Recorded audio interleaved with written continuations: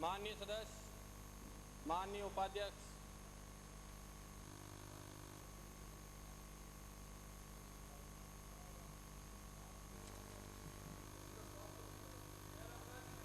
प्रश्न श्री राजेंद्र सिंह जी।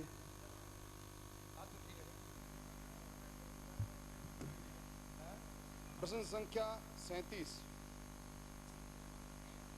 माननीय उपाध्यक्ष महोदय, भाग संख्या 1 केंद्र सरकार से वर्ष 1998-99 से 2002-2003 तक राज्य सरकार को ARP सामान्य, ARP मरुस्थल, प्रधानमंत्री ग्रामोदय योजना, त्वरित शहरी पेयजल आपूर्ति योजना, चूरू बिसाऊ योजना, राइजेप में प्राप्त राशि एवं व्यय तथा अधिशेष राशि का विवरण परिशिष्ट अ पर संलग्न है। न्यूनतम आवश्यकता कार्यक्रम में केंद्र सरकार द्वारा कोई धनराशि नहीं दी जाती है। राज्य सरकार द्वारा ही इस कार्यक्रम के अंतर्गत धन उपलब्ध कराया जाता है। इसमें प्रावधान तथा खर्च का विवरण भी परिशिष्ट ब पर उपलब्ध है। भाग संख्या 2 वर्ष 1999-2000 से दिसंबर 2002 तक शहरी व ग्रामीण क्षेत्र के लिए कुल 35,895 योजनाएं 2,736.84 करोड़ रुपए अनुमानित लागत पर स्वीकृत की गई। उपरोक्त के अतिरिक्त वर्ष 2002-2003 में 5 वृहद योजनाएं 1,415 करोड़ रुपए अनुमानित लागत पर स्वीकृत हुई। इस अवधि में शहरी क्षेत्र में कुल 303.17 करोड़ रुपए तथा ग्रामीण क्षेत्र में कुल 1,228.42 करोड़ रुपए व्यय किया गया। इस अवधि में 89 नए मुख्य गांव, 4,356 नई चिन्हित ढाणियाँ तथा 30,268 ग्राम ओब्लिक ढाणियों पूर्व में आंशिक रूप से लाभान्वित को पूर्ण रूप से लाभान्वित किया गया। प्रांत के सभी शहर पहले से ही लाभान्वित हैं। करवाए गए कार्य मुख्यतः संवर्धन से संबंधित है। भाग संख्या 3 वर्ष 2001-2002 तथा वर्ष 2002-2003 दिसंबर 2002 में आपात योजनाओं के लिए जिलेवार राशि का प्रावधान का विवरण परिशिष्ट स पर संलग्न है। आपात योजनाओं पर खर्च विभिन्न मदों में उपलब्ध धन में से ही किया जाता है तथा इसका अलग से लेखा नहीं रखा जाता है। विभिन्न मदों में खर्च का विवरण प्रश्न के भाग 1 में दिया गया है। वर्ष 2002-2003 में केंद्र सरकार से CRF मद में 20 करोड़ रुपए का आवंटन हुआ, जिसके तहत दिसंबर 2002 तक 10.72 करोड़ रुपए खर्च हो चुका है।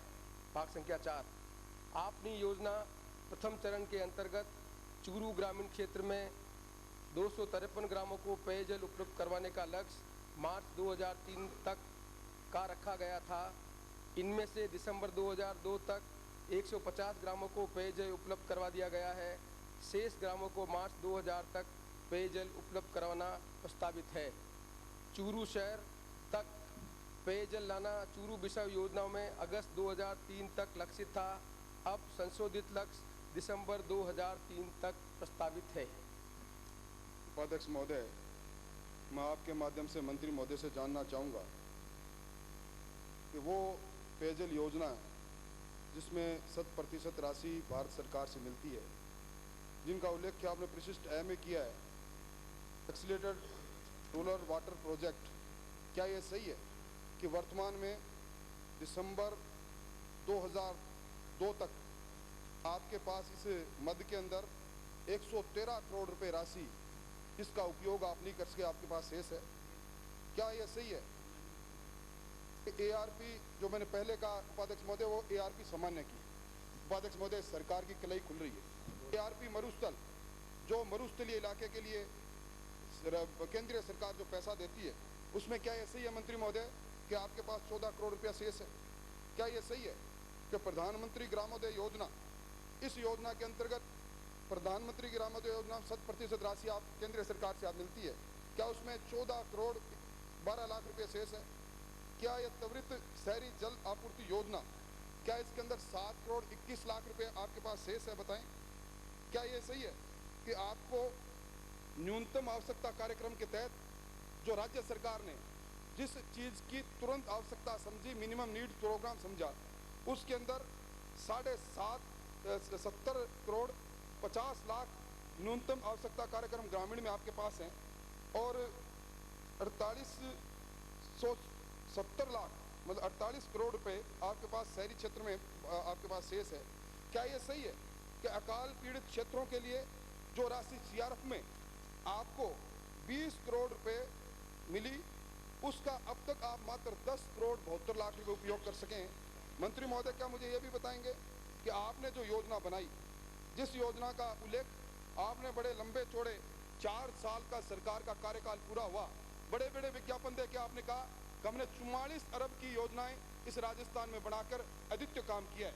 क्या मैं पूछ सकता हूं कि आपने जो 35,895 योजना बनाई और जिसमें अनुमानित लागत आपके बजट के अनुसार, उपाध्यक्ष महोदय, सबसे बड़ी तकलीफ की बात यह है कि सरकार न केवल केंद्रीय सरकार द्वारा देय पे राशि खर्च कर रही है, अपने खुद के बजट में 2736 करोड़ रुपए का जो राशि इन्होंने स्वीकृत की और उसके अंदर से इन्होंने कुल मिला के 303 करोड़ तो शहरी क्षेत्र में और 1228 करोड़, यानी उस राशि में से 1631 करोड़ कुल राशि का 50% राशि मंत्री महोदय आपने खर्च की है। क्या ये आपके लिए शर्म की बात नहीं है?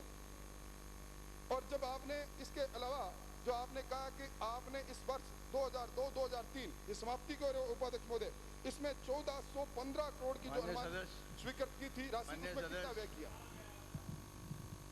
माननीय उपाध्यक्ष महोदय, मुझे बहुत तकलीफ है कहते हुए कि माननीय चूरू से आने वाले सदस्य इतने एक्साइटेड हैं, लाख को तो करोड़ में बोल रहे हैं। कौन सी बताओ? इन्होंने जो फिगर दिए माननीय अध्यक्ष महोदय, ये ARP में पैसा उपलब्ध है, ये ऊपर लिख रखा लाख में और ये बोल गया करोड़ में, कि करोड़ों में ना आपका 11,359 नहीं उपाध्यक्ष महोदय, जो बोलो वो रिकॉर्ड में उपाध्यक्ष महोदय, पूरी जानकारी है, मैं पूरी जानकारी है, नहीं मंत्री महोदय, आप गलत तथ्य मत रखो। मैं तथ्य नहीं रख रहा हूं, मैं रिकॉर्ड में आप बोले करोड़ में, रिकॉर्ड में आप रिकॉर्ड में क्यों नहीं बोला? बात तो सुनिए आप इतने एक्साइटेड, आप मैं दोबारा करूँ मैं, माननीय मंत्री जी, आप किसी चीज को इतना, आप जो लाख की अमाउंट है उसको करोड़ में बोल रहे हैं। आपने जो पहले जो पूछ फिगर आप बोले रिकॉर्ड में, उपाध्यक्ष महोदय 11,359 लाख रुपए मैंने उसको 113 करोड़ के दिया। आप नीचे विराजिए, आप विराजिए। माननीय सदस्य, आप उसको मैंने करोड़ मिला के दिया। ऑर्डर, आपने एक प्रश्न किया है। माननीय सदस्य, आपने एक प्रश्न किया है, जो कुछ वो कह रहे हो उसको सुन लीजिए। Why do you want to interfere? सुन लीजिए, आपको वापस मौका दे देंगे। ऐसे चलेगा थोड़ी। आओ अधिकार है, एक्साइटेड होने की क्या बात है? उपाध्यक्ष महोदय, आपके पास उत्तर है, आप पढ़ लीजिए। क्या 113 करोड़ बोलना गलत है? यूज कर रहे हो अधिकार नहीं है। 11,359 बोल देंगे ना वापस। लाख को इन्होंने 113 करोड़ बोला है। आपके पास आप देख लीजिए ना, 11,359 करोड़ को सदस्य विराजिए, आप विराजिए। अगर वो गलत, आपके पास मंत्री महोदय सत्य बोल रहे हैं कि इन्होंने लाख को करोड़ में बोल दिया। आपके पास आप विराजिए ना, उत्तेजित क्यों हो रहे हो? एक सेकंड उपाध्यक्ष महोदय, मंत्री महोदय कह रहे हैं कि लाख को करोड़ बोल गए। अगर गलत है करेक्ट कर लेंगे, हो जाएगा, लेकिन इनका जवाब तो सुन लो पहले। नहीं, जवाब गलत कैसे सुन ले? पता है ना मौजूद। विराजिए। अध्यक्ष महोदय, ऑर्डर। इसमें कोई विवाद का सवाल है ही नहीं। ये विवाद का सवाल पता नहीं क्यों बन गया। आप स्वयं प्रश्न के जवाब को देख लें और जो सरकार ने अपनी तरफ से रिप्लाई दिया उसमें जो आंकड़े दिए हैं, आपने उसको लाख में कहा, इन्होंने उसी को कन्वर्ट कर दिया करोड़ में। जैसा पहला फिगर है आपका 11,359.24 लाख, इसको इन्होंने 113.59 करोड़ कह दिया, तो क्या गुनाह हुआ? इन्होंने जो फिगर बताया ये 1482 है, इनको इन्होंने 14 करोड़ 82 कह दिया, कोई फर्क नहीं है। तो सारा आंकड़ा वही है। नहीं, उन्होंने कहा ना, आप ये गलत बता रहे हो, ये नहीं है। इन्होंने लाख को करोड़ में कन्वर्ट करके बोला, इतना ही किया। प्लीज ऐसी बात करेक्ट कर लीजिए। विराजो, इसमें इतनी बहस क्या है? करेक्ट कर लेंगे। आप विराजो, आप विराजिए प्लीज। लाखों को करोड़ों में कैसे कन्वर्ट करते हैं? विराजिए, आप विराजिए। मान्य बहुत अच्छा, दोनों और कोई बाकी हो सप्लीमेंट्री कर ले। माननीय उपाध्यक्ष महोदय, दोनों अपनी जगह सही है। इन्होंने लाखों में बोला, आपने करोड़ों में बोला। क्या व्हाट इज डिफरेंस? तुमको करोड़ों में बता दिया, ये कह रहा है सत्य है। सही बोलने को क्या आप बताओ, 1100 लाख है 11 करोड़ का है, क्या फर्क है? ठीक बात है। What is the problem? मंत्री जी ये बताया पैसा खर्च क्यों नहीं किया? अब लाखों को करोड़ों में बता दिया क्या? अननेसेसरी आप डिस्प्यूट कर रहे हो। लोग तो प्यास मर रहे हैं, ये पैसे दबाए। माननीय उपाध्यक्ष महोदय, फिर अभी चूरू से आने वाले माननीय सदस्य नाराज होंगे। इन्होंने स्वयं ने कहा कि ARWPS का पैसा 100% भारत सरकार से मिलता है। मैं समझता हूँ कि अपने आप को करेक्ट कर लें। ARWPS का नॉर्मल का पैसा 50% भारत सरकार से मिलता है, 50% स्टेट गवर्नमेंट को मैच करना पड़ता है। आप कर गलत बोले तो कोई दूसरा बोले, उसको करेक्ट करने की जरूरत नहीं। आप कह रहे हो 100% पैसा मिल रहा है, तो मैं आप बात तो सुननी पड़ेगी। वो बताइए आप मिला होगा। प्रश्न तो ये पूछा, जवाब आप मत प्रश्न ये पूछा, आप समझ में नहीं आ रहा। आपको जानना चाहिए। पूछा क्या है? क्वेश्चन ये कोई डिबेट थोड़ी हो रही है। डिबेट आप राशि का पूछा है साहब। आपने कहा है कि 100% है, जवाब नहीं दूंगा, गलत बोल रहे हैं आप। मैं मान लूंगा ARWPS 100% है। अब आपने अपने आप करेक्ट ही नहीं करे, ऐसी स्थिति बनेगी क्या? माननीय उपाध्यक्ष महोदय, सुन लीजिए ना उनको। ARWPS नॉर्मल का पैसा 50% भारत सरकार से मिलता है, 50% स्टेट गवर्नमेंट को मैच करना पड़ता है। ARWPS जो DDP का मरुस्थल का पैसा है वो 100% भारत सरकार से मिलता है। इससे पहले तो माननीय उपाध्यक्ष महोदय, मैं चूरू से माननीय सदस्य को कहना चाहता हूँ कि जो ARWPS का पैसा है, जो राशि उपलब्ध है, वो आज के दिन में 103 करोड़ रुपए उपलब्ध है। ये बात सही है। और 103 करोड़ रुपए जो उपलब्ध है, उस राशि में भारत सरकार का नियम है कि यदि आपका बैलेंस 15% बचता है, उस राशि में जो एक्सिस राशि है वो राशि को काट देते हैं। हमने पूरी व्यवस्था की। जो आंकड़ा दिया 103 करोड़ रुपए का, वो दिसंबर 2002 का है। अभी जनवरी, फरवरी, मार्च तक हम इस पैसे में 103 करोड़ रुपए राशि का पूरा उपयोग कर लेंगे। और 15% की जो हमारी सीमा है, उसके अंतर्गत इस राशि का पैसा हम कटने की स्थिति में नहीं रह जाएंगे।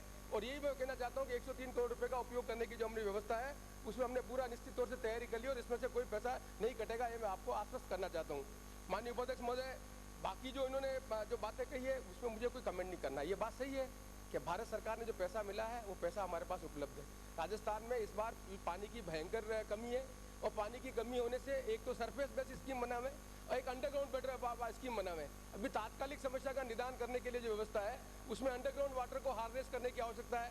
ट्यूबवेल खुदा हुए, हैंडपंप खुदा हुए, उससे पानी की व्यवस्था कर सकते हैं, ट्रांसपोर्ट से व्यवस्था कर सकते हैं। भारत सरकार ने रेल और टैंक उसके लिए ट्रांसपोर्ट में फ्री अलाउ किया है। तो हम पूरी व्यवस्था कर रहे हैं कि जो पानी उपलब्ध है उसका बेस्ट उपयोग करके पानी की व्यवस्था करें। कुछ योजनाएं जो हमने दीर्घकालीन योजना बनाई है, वो योजना यदि चूरू के माननीय सदस्य के लिए योजना बनाई नहीं तो ये संभव नहीं है।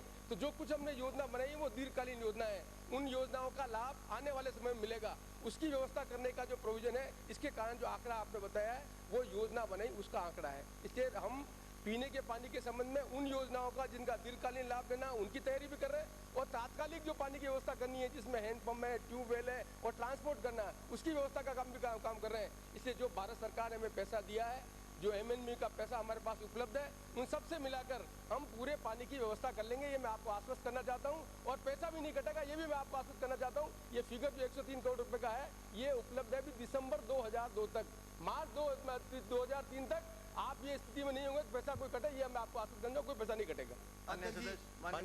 उपाध्यक्ष महोदय, इनका चूरू का ही बता दो। चूरू नहीं, चूरू की बात नहीं है, चूरू का नहीं। उपाध्यक्ष महोदय, मेरे सवाल का उत्तर नहीं आया। मैंने पॉइंटेड सवाल किया था, अलग अलग योजनाओं का नाम लेकर सवाल किया था कि इनके पास इतनी बड़ी राशि, जिसका मैंने पहले उल्लेखित कर चुका हूँ, शेष पड़ी है। दूसरा, इन्होंने कहा कि मार्च तक ये पैसा उपयोग कर लेंगे। क्या मंत्री महोदय, आपने जो मुझे दिए आंकड़े वर्षवार दिए, इसमें कोई एक वर्ष बता सकते हो जिस वर्ष में आपने पूरी राशि खर्च की है? अब 3 महीने में आप क्या कर लोगे? मैं आपसे पूछना चाहता हूं कि CRF का पैसा उपयोग नहीं कर सकते, और इसके अलावा जितनी योजना उसका कर नहीं सके। आपने खुद ने जो योजना बनाई, वार्षिक योजना में जो बजट का प्रावधान किया, उसमें से कितनी राशि का पैसा आपने उपयोग किया? नंबर 1। नंबर 2, मुझे बताएं कि जो आपके पास जिन जिन चीज का मैंने उल्लेख किया, क्या ये पैसा आपके पास आज भी बचा पड़ा है? क्या ये सही है? इस पैसे को आपको मार्च तक खर्च करना था और आपने खर्च नहीं किया, और आप दूसरी तरफ कहते हो पानी की समस्या, पैसा आपके पास पड़ा है, आप क्यों नहीं खर्च करते इनको? अन्य उपाध्यक्ष ने बताया ये खर्चा है दिसंबर 2002 का। दिसंबर 2003 में जो पैसा उपलब्ध है उनको खर्च करेंगे। और पास्ट में जो ये नियम बनाए भारत सरकार ने, यदि आपका ओपनिंग बैलेंस 15% से ज्यादा होता तो पैसा काट के पैसा देते। देखिए पिछले साल में आप उपाध्यक्ष महोदय फिर मंत्री महोदय हाउस को मिसलीड कर रहे हैं। डिबेट की बात नहीं उपाध्यक्ष महोदय, ये छोटी बात नहीं उपाध्यक्ष महोदय। छोटी मोटी बात क्या? राजस्थान की जनता प्यासी और पैसा इनके पास पड़ा है, केंद्र सरकार का पैसा किसने मना किया? पैसा नहीं है क्या? क्या केंद्र सरकार का किसने मना किया? आप अपने मन से बोल रहे हो। दिसंबर 2000 चल रहा है, दिसंबर 2003 की बात कर रहे हैं। हाइपोथेटिकल क्वेश्चन का जवाब किसने मना किया? मना भी नहीं कर रहे। 2003 तक, माननीय सदस्य, मार्च 2003 तक जो राशि हमारे पास उपलब्ध है, जिसमें भारत सरकार का पैसा एआरपी का 103 करोड़ रुपए है, जिसमें मरुस्थल का 5 करोड़ 42 लाख रुपए है, ये मिला के 106 करोड़ रुपए लगभग हमारे पास उपलब्ध है। उस राशि को हम मार्च 2003 तक भारत सरकार की जो गाइडलाइंस है, उस गाइडलाइंस में पैसा जितना कटने की संभावना होती है उसको नहीं कटने देंगे और पूरे पैसे मार्च परसों लग गया। माननीय मंत्री महोदय, मार्च परसों लग गया। अध्यक्ष महोदय,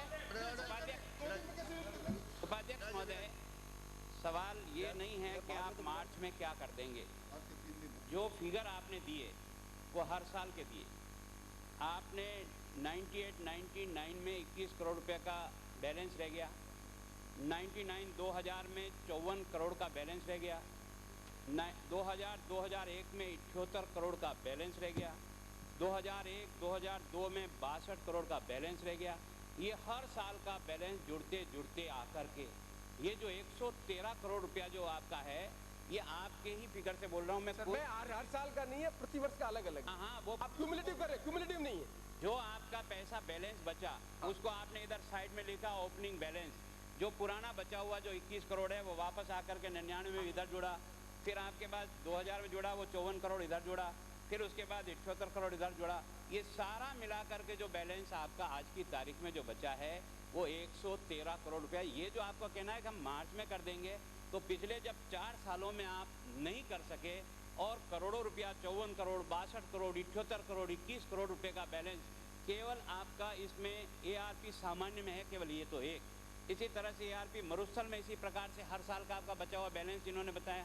इसी तरह से प्रधानमंत्री ग्रामोदय में जो 14 करोड़ बचा वो हर साल का बैलेंस इन्होंने बताया। तो ये जो आपके पास करोड़ों रुपया जो बचा हुआ हर साल रह रहा है, इस साल नहीं रह रहा है, हर साल रह रहा है, ये क्यों रह रहा है? क्या समस्या आई कि पैसा उपलब्ध होते हुए भी आपने राजस्थान की जनता के लिए उसको खर्च क्यों नहीं किया? ये माननीय कटारिया साहब, मैं आपका ध्यान आकर्षित करना चाहता हूँ 92 से लगाकर अभी तक। आप छोड़ो ना, आपको बात तो फिर सुननी पड़ेगी। छोड़ो क्या मतलब? आप अपनी बात सुनना, हम तो इन 4 सालों से कह रहे हैं। क्या संबंध है? बात तो समझनी पड़ेगी। इस सरकार ने कहा बात तो समझनी पड़ेगी। आप मन में हो जो बोल दो। माननीय उपाध्यक्ष महोदय, एक सेकंड, आप विषय को माननीय सदस्य, मैं सोचता हूँ जो तथ्य आपने दिए ऐसे तो क्वेश्चन और नहीं चल सकता। एक सेकंड, मैं नहीं चलने दूंगा ऐसे। आप बोलने नहीं देना चाहते उनको। ये बोलने के लिए कोई ना ऐसे नहीं चल सकता। नहीं है। अगला प्रश्न पूछ लूंगा। मैं आपसे प्रार्थना उनको कहिए समझ नहीं, ऐसे नहीं चल। मैं नहीं उपाध्यक्ष महोदय, उपाध्यक्ष महोदय, राजस्थान की जनता के साथ अन्याय हो रहा है। पीने के पानी के लिए पैसे पड़े हुए राजस्थान सरकार खर्च नहीं कर रही है। उनको उठाना चाहिए। उत्तर क्यों नहीं देते? पॉइंटेड सवाल आपने प्रश्न पूछ लिया, वो चाहे 92 से शुरू करे, चाहे 88 से शुरू करे, इससे शुरू करो। माननीय सदस्य, मैं आपसे निवेदन फिर कर रहा हूँ, अगर इस क्वेश्चन आवर को चलाना तो इसके तरीके से चलाना पड़ेगा। आपने प्रश्न पूछ लिया, उनका जवाब आप सुनना चाहते नहीं, आप बीच बीच में खड़े हो। आप भिड़े रहे क्या है? सुनने में गुस्सा कर रहे हैं। आप बात तो सुनो पहले, फिर गुस्सा करना। आप विपक्ष के नेता हैं, आप धैर्य से सुनिए तो सही, इनको मौका दीजिए, सुनिए, उसके बाद में अगर कोई बात रहे तो आप पूछ लीजिए। सीनियर मेंबर है, you can't put your words in his mouth. Relevant आप उनको जवाब निवेदन कर रहा हूँ आपसे, यदि आप मंत्री महोदय का जवाब सुनना चाहते हैं तो मैं जवाब दिला रहा हूँ। प्लीज आप सुनिए, पहले आप सुनिए, वो कहाँ से शुरू करे कहाँ से अंत करे, it is not your lookout. माननीय विरोधी पक्ष के नेता ने कहा, उन्हीं आंकड़ों पर जा रहा हूँ मैं। ये हमने आपको लिख के दिया है कि 98-99 में 21 करोड़ 42 लाख का बैलेंस है। ये आपका फिगर आप चेक कर लें। कौन सी योजना में? एआरपी, आप बात तो सुने, आप बीच में बोले, फिर आपको सुनने नहीं करने की चीज को। बहुत हो गया अब आपका। मैं आपको आंकड़ा दे रहा हूँ, एआरपी में हमने आपको जवाब में दिया है कि 98-99 में 21 करोड़ 42 लाख का बैलेंस है। 2000 में 54.93 लाख करोड़ का बैलेंस है। 2001 में 78.95 करोड़ का बैलेंस है। 2001-22 में 62.15 करोड़ का बैलेंस है। ये फिगर दे रहा हूँ मैं, ये तो हमने कहीं छुपाया नहीं है।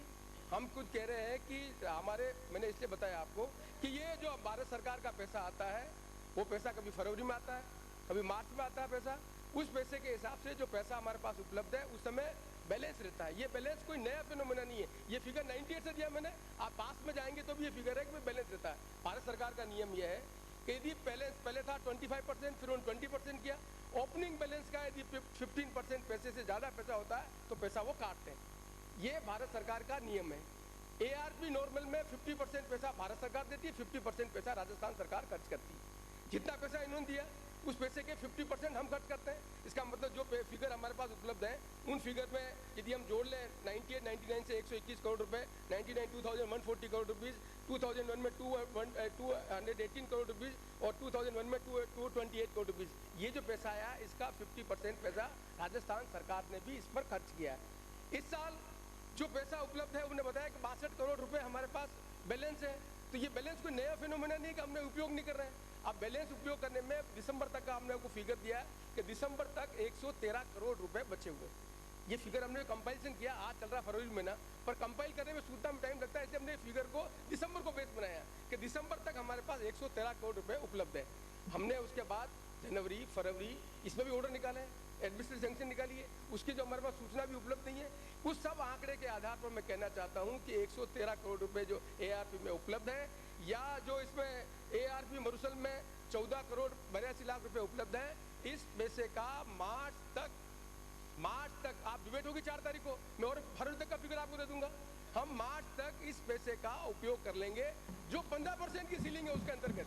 ये बात मैं निवेदन करना चाहता हूँ, इसलिए मैं आपकी इस बात से सहमत हूँ। मैंने कहा आपको कि ARP का पैसा, मैं बात तो पूरी सुनेंगे आप पहले। आप इसे 31 मार्च तक कह दीजिए। ये कोई तर्क है क्या? इनको समझाइए। आप मार्च कहते हो, सच्ची बात सुन नहीं सकते।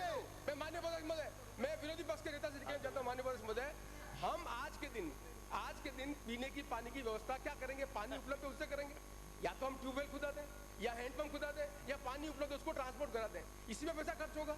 या फिर जो हमारी स्कीम से जो बड़ी स्कीम बनी हुई है उस स्कीम में जो पैसा जो हमारा काम है उसमें खर्च हो। तो हमने पूरी व्यवस्था की है कि पीने के पानी के संबंध में कंटीजेंसी प्लान बनाया हमने, हैंडपंप खुदाने के लिए हमने पैसे स्वीकृति दी है, 64 करोड़ रुपए के हमने पहले कंटीजेंसी मार्च 2003 तक खर्च करने की व्यवस्था की हमने, पानी की व्यवस्था की हमने, और जो पैसा उपलब्ध है उसको पूरी तरह से व्यवस्था करके हम पूरे पैसे का उपयोग करेंगे। भारत सरकार के पैसे को हम कटने नहीं देंगे। यही बात मैं आपसे कहना चाहता हूँ। कहाँ कट रहा है, क्या हल्ला हो रहा है, किस बात की बात है? खाली ये हल्ला खड़ा करना है कि भारत सरकार का पैसा उपलब्ध, हम कुछ नहीं कर रहे हैं, ये हल्ला करने की अलग बात है। बाकी भारत सरकार ने पैसा दिया, पैसा हमारे पास है, पैसे का पूरा उपयोग करेंगे और राजस्थान में पीने की पानी की पूरी व्यवस्था करेंगे। ये मैं आपको उपाध्यक्ष महोदय, अन्य उपाध्यक्ष महोदय, मैं आपके माध्यम से ये निवेदन करना चाहता हूँ। अन्य उपाध्यक्ष महोदय, अन्य उपाध्यक्ष महोदय, ये क्वेश्चन हमारा बार-बार क्या हम सदन में जीत के आए, क्यों नहीं हम क्या बोलेंगे? हमारा पॉइंटेड माननीय उपाध्यक्ष महोदय, माननीय उपाध्यक्ष महोदय, माननीय उपाध्यक्ष महोदय, माननीय उपाध्यक्ष महोदय, माननीय उपाध्यक्ष महोदय, माननीय उपाध्यक्ष महोदय, माननीय उपाध्यक्ष महोदय, मेरी बात सुनिए। माननीय उपाध्यक्ष महोदय, मैं आपके माध्यम से उपाध्यक्ष महोदय, विपक्ष के नेता खड़े हैं, माननीय उपाध्यक्ष महोदय, आपको बताइए, पालना कर रहा हूँ माननीय उपाध्यक्ष महोदय। उपाध्यक्ष महोदय, मैं सोचता हूँ कि ये विवाद का विषय है ही नहीं। आप इसको जबरदस्ती विवाद का विषय बनाने का प्रयास करें अपनी तरफ से चलकर। मैं प्रार्थना कर रहा हूँ कि जो आंकड़े आपके पास उपलब्ध हैं, क्या 98-99 में ये जो 113 करोड़ रुपए जो आप बैलेंस बता रहे हो पुराना, इसका केवल मात्र 1,86,00,000 रुपया बैलेंस था 98-99 में, जब हमने सरकार छोड़ी थी अक्टूबर नवंबर में। उसके बाद मार्च तक का कार्यकाल आपका था। ये जो 21 करोड़ की जो आप बात कह रहे हो, ये उसके बाद का फिगर है 21 करोड़। उस समय का बैलेंस मात्र 1,86,00,000 पुरानी सरकार का बैलेंस था इस पेटे में ARP सामान्य में। और आपका हर साल ये बैलेंस दे रखा ना, दे रखा, तो इसीलिए तो सरकार इसका उपयोग हर साल मार्च आता है। ये मार्च कोई 2003 कोई बहुत सुंदरता लेकर के नहीं आया, हर साल मार्च आता है। तो हर साल हमारा बैलेंस बढ़ता चला रहा है, 54 से 78 करोड़, 78 करोड़ तो इतना करोड़ और इतना करोड़। तो ये इस बात ये है कि सरकार इसके बारे में जितनी संवेदनशील होनी चाहिए, जितनी चिंता करनी चाहिए, ये आपके फिगर जो आपने बताया, बैलेंस तो 1,86,00,000 की है ना। इस 113 में पुरानी गवर्नमेंट का तो 1,86,00,000 ही बैलेंस था ना। ये तो आपकी सरकार आने के बाद 21 करोड़ हुआ और ये निरंतर बैलेंस बढ़ता बढ़ता 113 करोड़ पहुंचा।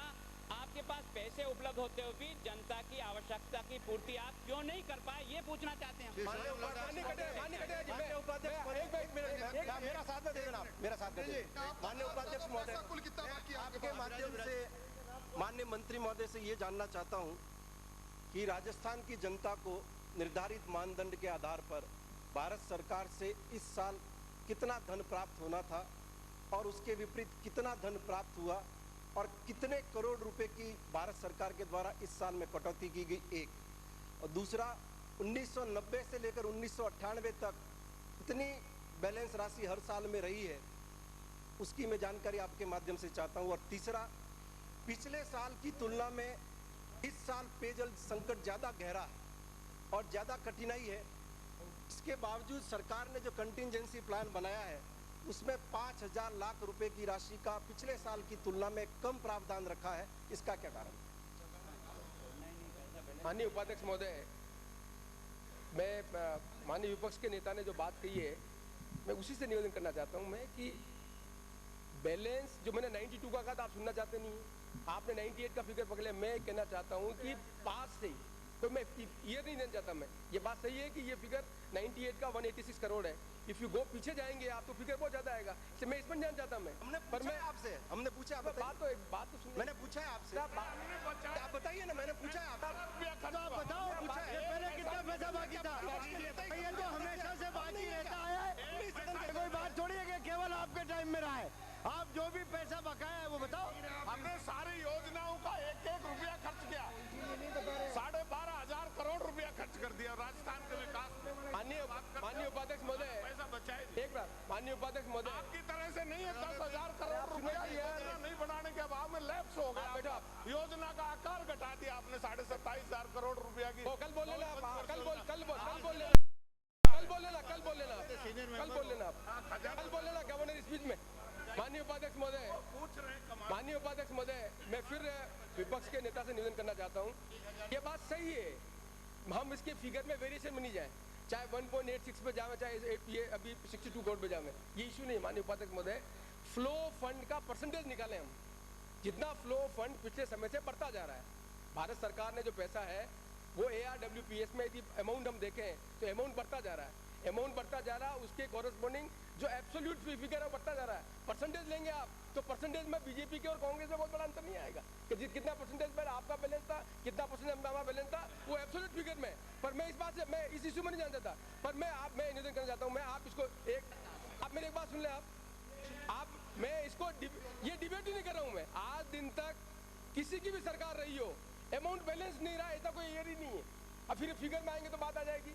एवरी ईयर जो फ्लो फंड है भारत सरकार जनवरी में देती है, कभी फरवरी में देती है, कभी मार्च में देती है। यदि भारत सरकार ने पैसा मार्च में दिया तो उस पैसे को हम कैसे उपयोग में लेंगे? वो पैसा काट के देगी। इसलिए आप उस फिगर पे जाएं तो पहले ये भी करेक्ट कर ले अपने आप को कि भारत सरकार ने पैसा नवंबर में दिया कि दिसंबर में दिया, फरवरी में दिया, मार्च में दिया। मैं तो ये नहीं कहता माननीय उपाध्यक्ष महोदय, हमें आपकी चिंता सुनना की पानी क्या व्यवस्था करो, बात तो सुन भाई, बैठ जाना। माननीय उपाध्यक्ष महोदय, आपकी चिंता से मैं सहमत हूँ कि राजस्थान सरकार के पास जितना पैसा आता है उस पैसे का पूरा उपयोग राजस्थान सरकार को करना चाहिए। आप बैठिए, असफल नहीं है, असफल होंगे, हम नहीं असफल रहे, आप सुनने का देर रखिए न। हम असफल हुए, हमने आपको आंकड़ा दिया दिसंबर का। सफलता और असफलता का मापदंड करना मार्च 2003 में, मार्च 2003 में आप बता रहा हूँ ना, 2001 में क्या हुआ? 2002 में ये हुआ, पैसा फरवरी में आया। पैसा फरवरी में खर्च कैसे करें? जब आधी बात करेंगे समझ में नहीं आएगा, बात तो समझ में। जोशी जी ये तो दिसंबर में आ गया 113 तो आंकड़ों की बात नहीं, तो पानी क्या हमारा राम जी नहीं आया है, आप समझ ही नहीं इस बात को। 113 करोड़ रुपए जो आप बता रहे हैं दिसंबर में नहीं है क्या, ये मार्च में आएगा क्या?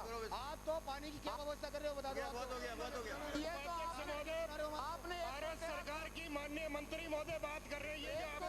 माननीय उपाध्यक्ष महोदय, माननीय उपाध्यक्ष महोदय, मैं सदन को आश्वस्त करना चाहता हूँ बहुत ही भयंकर पानी की समस्या है। उपाध्यक्ष महोदय न्यूनतम आवश्यकता कार्यक्रम श्री भंवरलाल शर्मा, श्री भंवरलाल शर्मा इसमें आपका पैसा है कितना आपने दिया, कितना खर्च किया?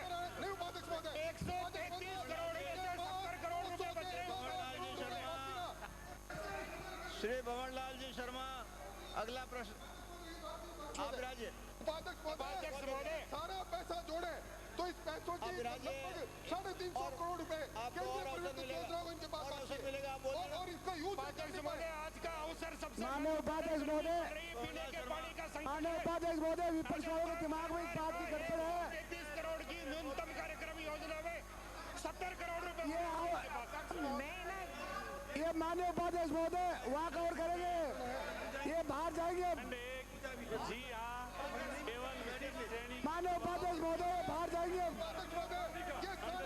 इनको बहाना मिल गया बस। अन्य उपाध्यक्ष महोदय, अन्य उपाध्यक्ष महोदय ये बाहर जाएंगे। 15% सरचार्ज कुल 9.2%। माननीय उपाध्यक्ष महोदय बाहर जाएंगे अभी, आरपी पर इनको मालूम हो गया जाना अपने को। माननीय उपाध्यक्ष महोदय, पानी संबंधित बात है, उसके विषय में बोलने के लिए टाइम दिया जाएगा। कमला जी बोलने के लिए टाइम दिया जाएगा पानी के ऊपर, पानी पे पानी पे बोलने के लिए समय दिया जाएगा। आज नहीं, पानी का डेट होगा, डेट पे बोलना। माननीय उपाध्यक्ष महोदय वहाँ कवर करेंगे, जाएंगे अभी केवल 1 महीने का पैसा ये बाहर जाएंगे, मुझे मालूम हो गया, इसका पहले मालूम था। 13 करोड़ का क्या बैलेंस है? इनको भरना मिल गया है, बाहर जाएंगे। उपाध्यक्ष महोदय, मैं आपकी मार्फत से मंत्री महोदय से ये पूछना चाह रही हूँ, क्या कोई पूछना ही नहीं दे रहे, बार बार जब से खड़े हैं, तो जब से खड़े हैं, हाँ क्या है कल क्या है? वो बात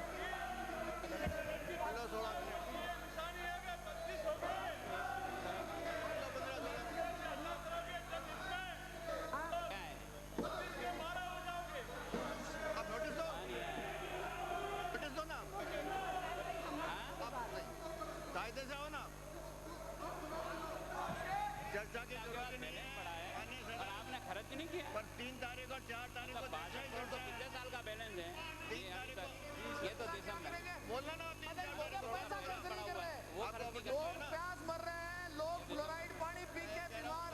और ये तो अभी बोलना ना, प्रोग्राम जनता से अर्थ क्या है? पूरा क्या नाम आपको डिबेट पड़ी है, पूरे ग्रांट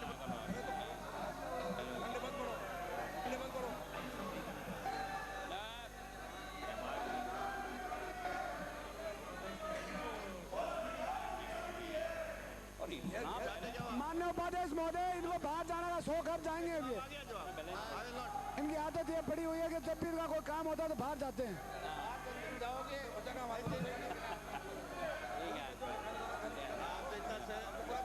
और है ना 3-4 तारीख को आप करना ना, अरे 2 रोज बैस इसी पे है ना,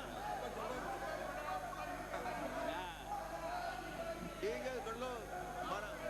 सरकार निकम्मी है, वो सरकार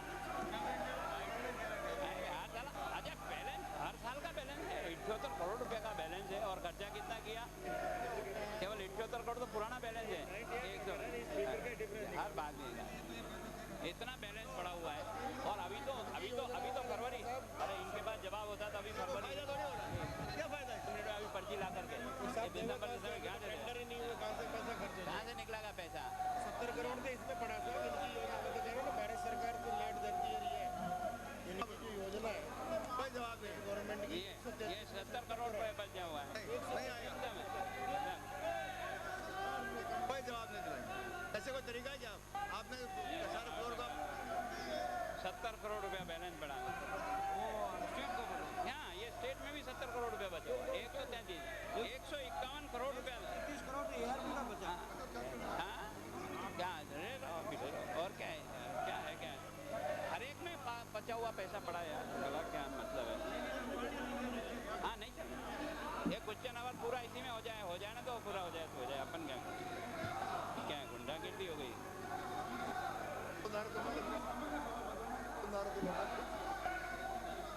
मतलब हर एक में इतना बैलेंस बोलता हूँ माननीय उपाध्यक्ष महोदय कर रहे हैं और यहाँ इनके पास पैसा पड़ा हुआ है। चलने दो सर, हाँ चलने दो ना चलने दो फर्क नहीं पड़ता। सबसे महत्वपूर्ण सवाल है आज। माननीय उपाध्यक्ष महोदय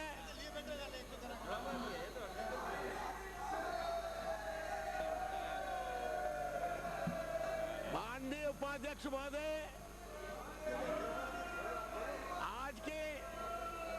आज के बिजनेस में कई महत्वपूर्ण सवाल इसमें हैं और उन महत्वपूर्ण सवालों के जवाब में सरकार को लाखों रुपए खर्च करने पड़ते हैं। 12 बजे बंद। अगर ये संतुष्ट नहीं है तो आधा घंटे की चर्चा करवा सकते हैं, आधे घंटे की चर्चा मांग सकते हैं। अगर ये संतुष्ट नहीं है तो मंत्री के जवाब से ये तरीका कोई ठीक नहीं है।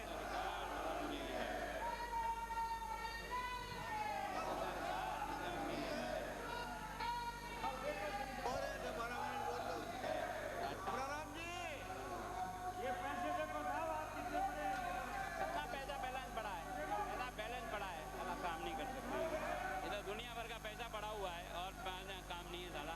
लोग मरे जा रहे हैं और पैसा पड़ा हुआ साला 4-4 साल से पड़ा हुआ 5-5 साल।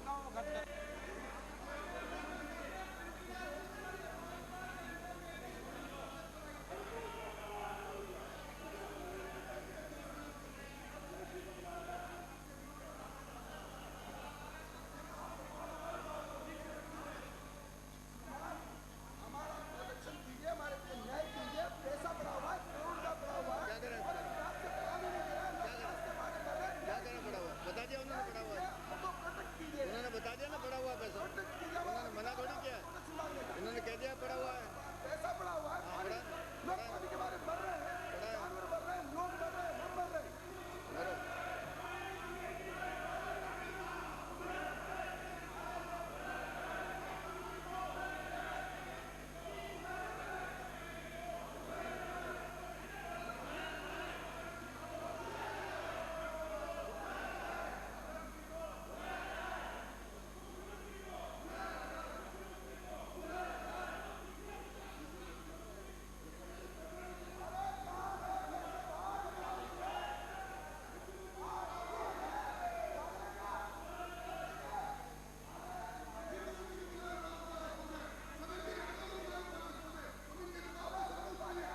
तो नहीं हो तो कोई जरूरी नहीं है, ये कोई जरूरी नहीं कि आप इनके जवाब संतुष्ट हो।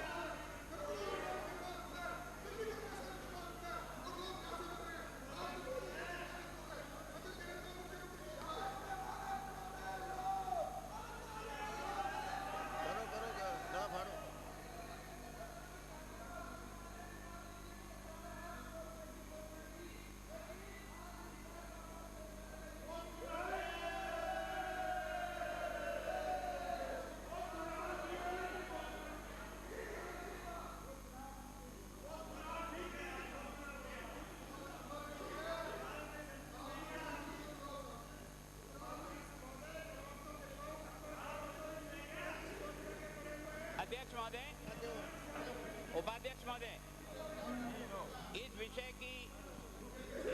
की गंभीर हाउस नहीं चलेगा इस तरह से। नहीं, ये क्या मतलब है? ये आप सरकार डॉक्यूमेंट थोड़ी पड़ेगी यार जो है खत्म हो जाएगा। क्योंकि आप क्या रखा नहीं प्रश्न को उत्तर सुने सुनने के बाद ही करें। उपाध्यक्ष महोदय ये हम नहीं सुनेंगे। उपाध्यक्ष महोदय ये कोई उत्तर तरीका नहीं है, हम नहीं सुनेंगे, हम नहीं सुनेंगे, बिल्कुल बिल्कुल नहीं सुनेंगे, बिल्कुल नहीं सुनेंगे, नहीं सुनेंगे बिल्कुल। ये कोई तरीका थोड़ी है। हाउस को भी डिसजॉइन करें, अपनी बात करें, अपना तरीका थोड़ी है। माननीय विपक्ष के नेता महोदय, माननीय विपक्ष के नेता महोदय, आप ऐसे बोलोगे मैं नहीं बोलने दूंगा। आप ये चाहो कि यहाँ बैठे रहे, आप बोलना चाहो मैं नहीं बोलने दूंगा। आपको मालूम है मैंने पहले भी विपक्ष के नेता से महोदय से निवेदन किया था कि इस तरह से हाउस को मैं नहीं बोलने दूंगा। आपसे भी निवेदन कर रहा हूँ, इनको आप बोलना चाहते हैं तो आप हाउस को ऑर्डर में लाइए, वरना मैं आपको नहीं बोलने दूंगा। ठीक है, हमें कोई बोलने का शौक नहीं है, अपने कोई बोलने का शौक नहीं है, अपने का नहीं है, आपने बोलना ही नहीं है, अपने को नहीं बोलना, नहीं बोलेंगे अपने क्या, हमारा काम दो नहीं बोलने दूंगा। आप जाइए, बैठिए वहाँ, आप बैठिए वहाँ, आपका अधिकार है बोलने। नहीं माननीय उपाध्यक्ष महोदय, जब विपक्ष के लोगों के पास में ये बोलने का मुद्दा नहीं है तब यहाँ के बैठ गए। अपने गुलाब चंद जी कटारिया साहब के लोग कंट्रोल में नहीं तो फिर काहे के नेता है?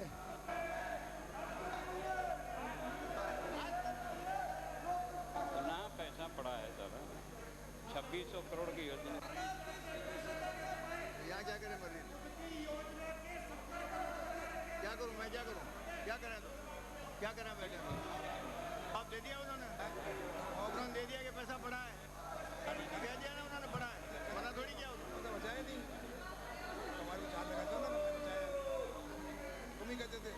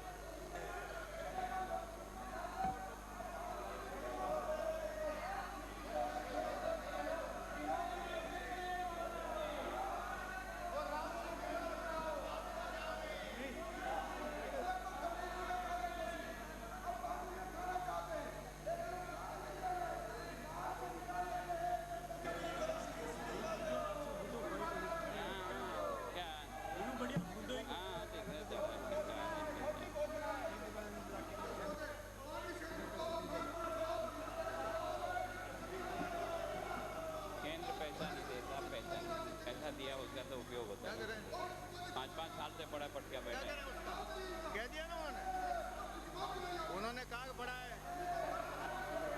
उन्होंने कह दिया पैसा पड़ा है, मना किया क्या उन्होंने?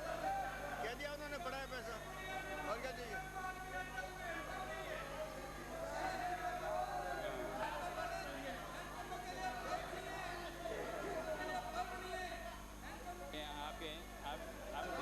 आपकी ये कोई सीमा है?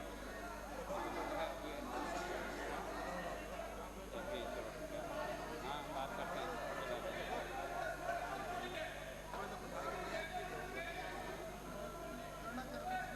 बस पूरा समय करना है, और क्या है? समय सीमा खत्म हो जाएगी। लास्ट एक मिनट।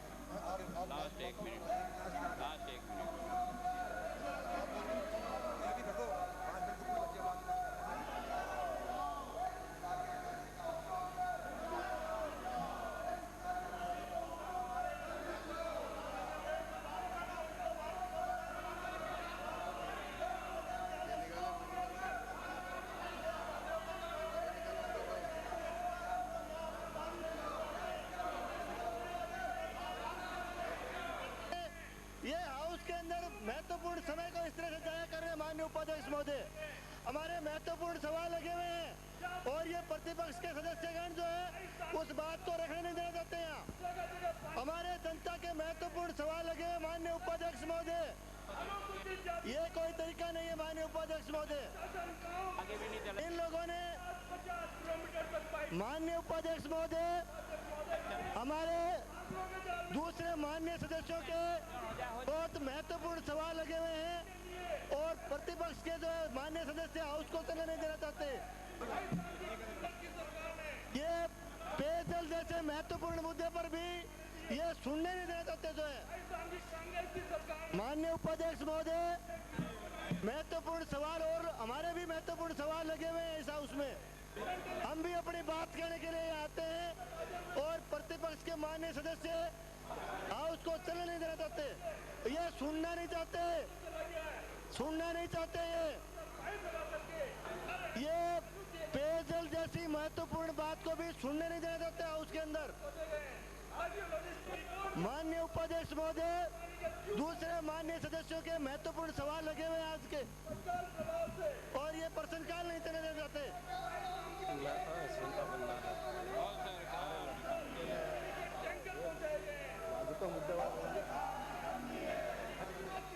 अशोक गहलोत जिंदाबाद, जिंदाबाद, जिंदाबाद। तू बोले।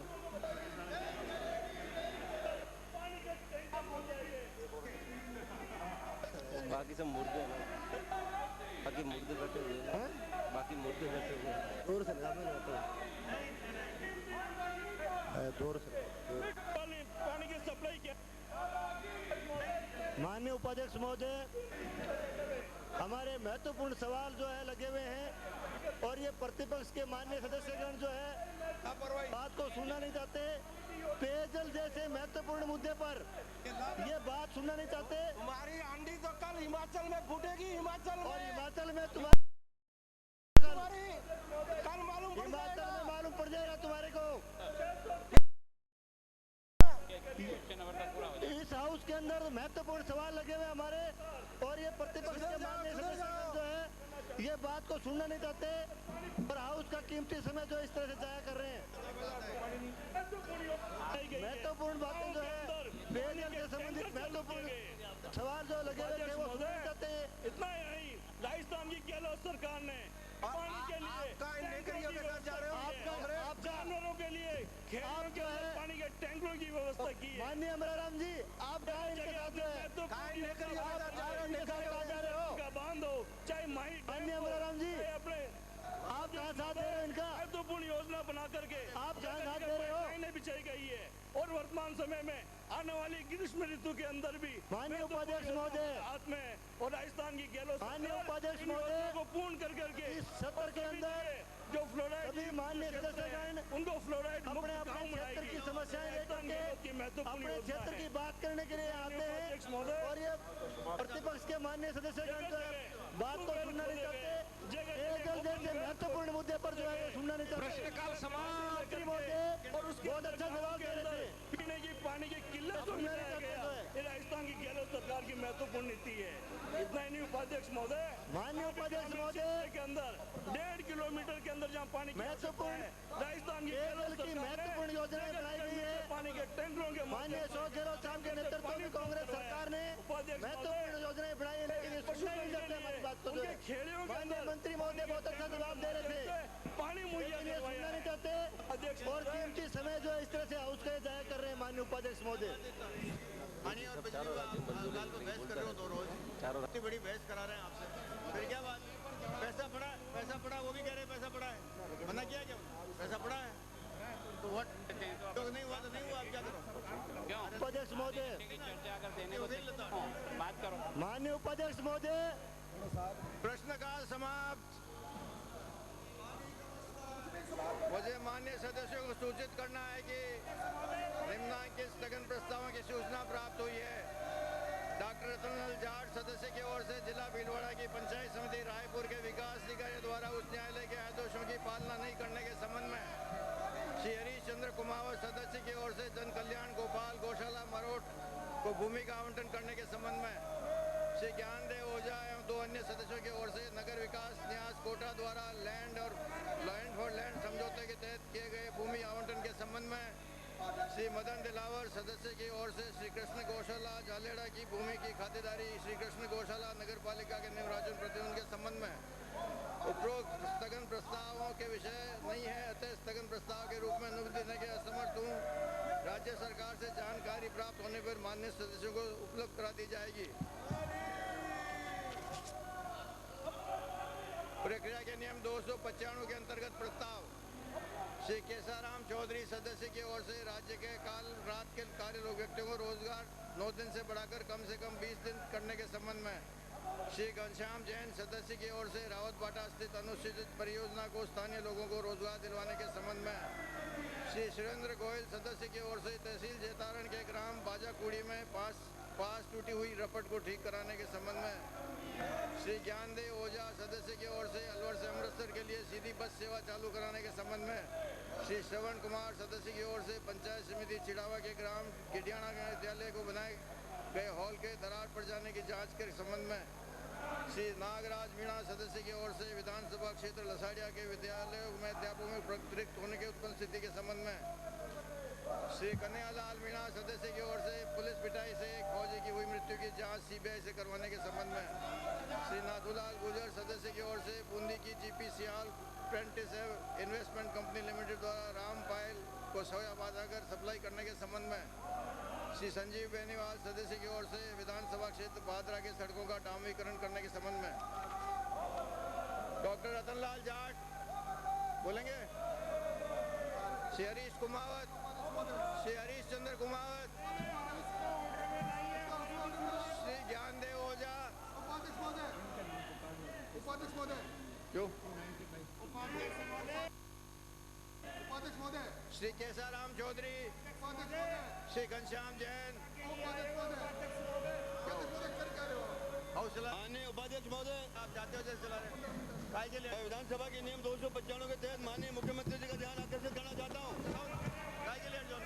रावतबाटा में राजस्थान अणु शक्ति परियोजना की 4 इकाइयाँ कार्यरत है एवं 5वीं 6वीं इकाई का चलन आज आईपी की कर कमलों के द्वारा होकर निर्माण कार्य हो रहा है। इसमें निर्माण कार्य अधिकांश बाहर की कंपनियों द्वारा किया जाता है। रावतबाटा तहसील में करीब 2-3 हजार बेरोजगार हैं, मगर इन कंपनियों द्वारा स्थानीय लोगों को रोजगार पर नहीं लगाया जा रहा है। इससे सभी युवा बेरोजगार साथियों में भयंकर आक्रोश है। छोटे मोटे कार्यों के लिए भी जैसे सुधारी बेलदार आदि के लिए भी स्थानीय लोगों को कार्य पर नहीं लेने से आए दिन चक्का जाम धरना व आंदोलन चलता रहता है। पूर्व में भी स्थानीय लोगों के साथ जांच की गई है। अभी भी करीब 7 रोज से बेरोजगार साथी धरने में बैठे हैं एवं दिनांक 1-3-2003 से आमन अनशन पर बैठने का नोटिस भी दे रहे हैं। बेरोजगारों की समस्याओं के निदान के हेतु रावतबाटा प्रवास के दौरान भी आपसे निवेदन किया था, मगर भारत सरकार का उपक्रम होने से स्थानीय बेरोजगारों को प्रशासन तरजीह नहीं देता है एवं झूठे मुकदमे बनाकर गरीब बेरोजगारों को फंसाते रहते हैं।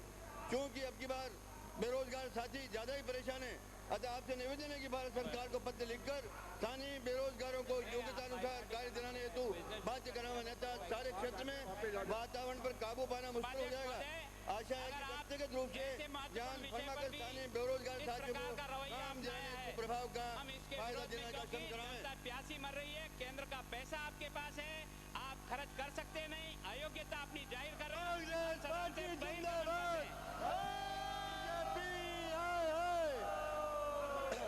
बीजेपी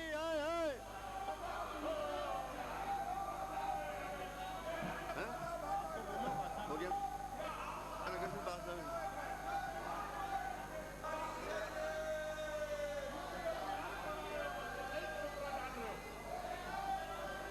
सुरेंद्र गोयल,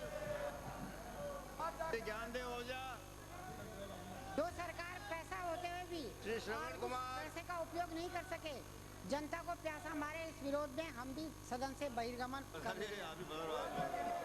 थोड़े समय के लिए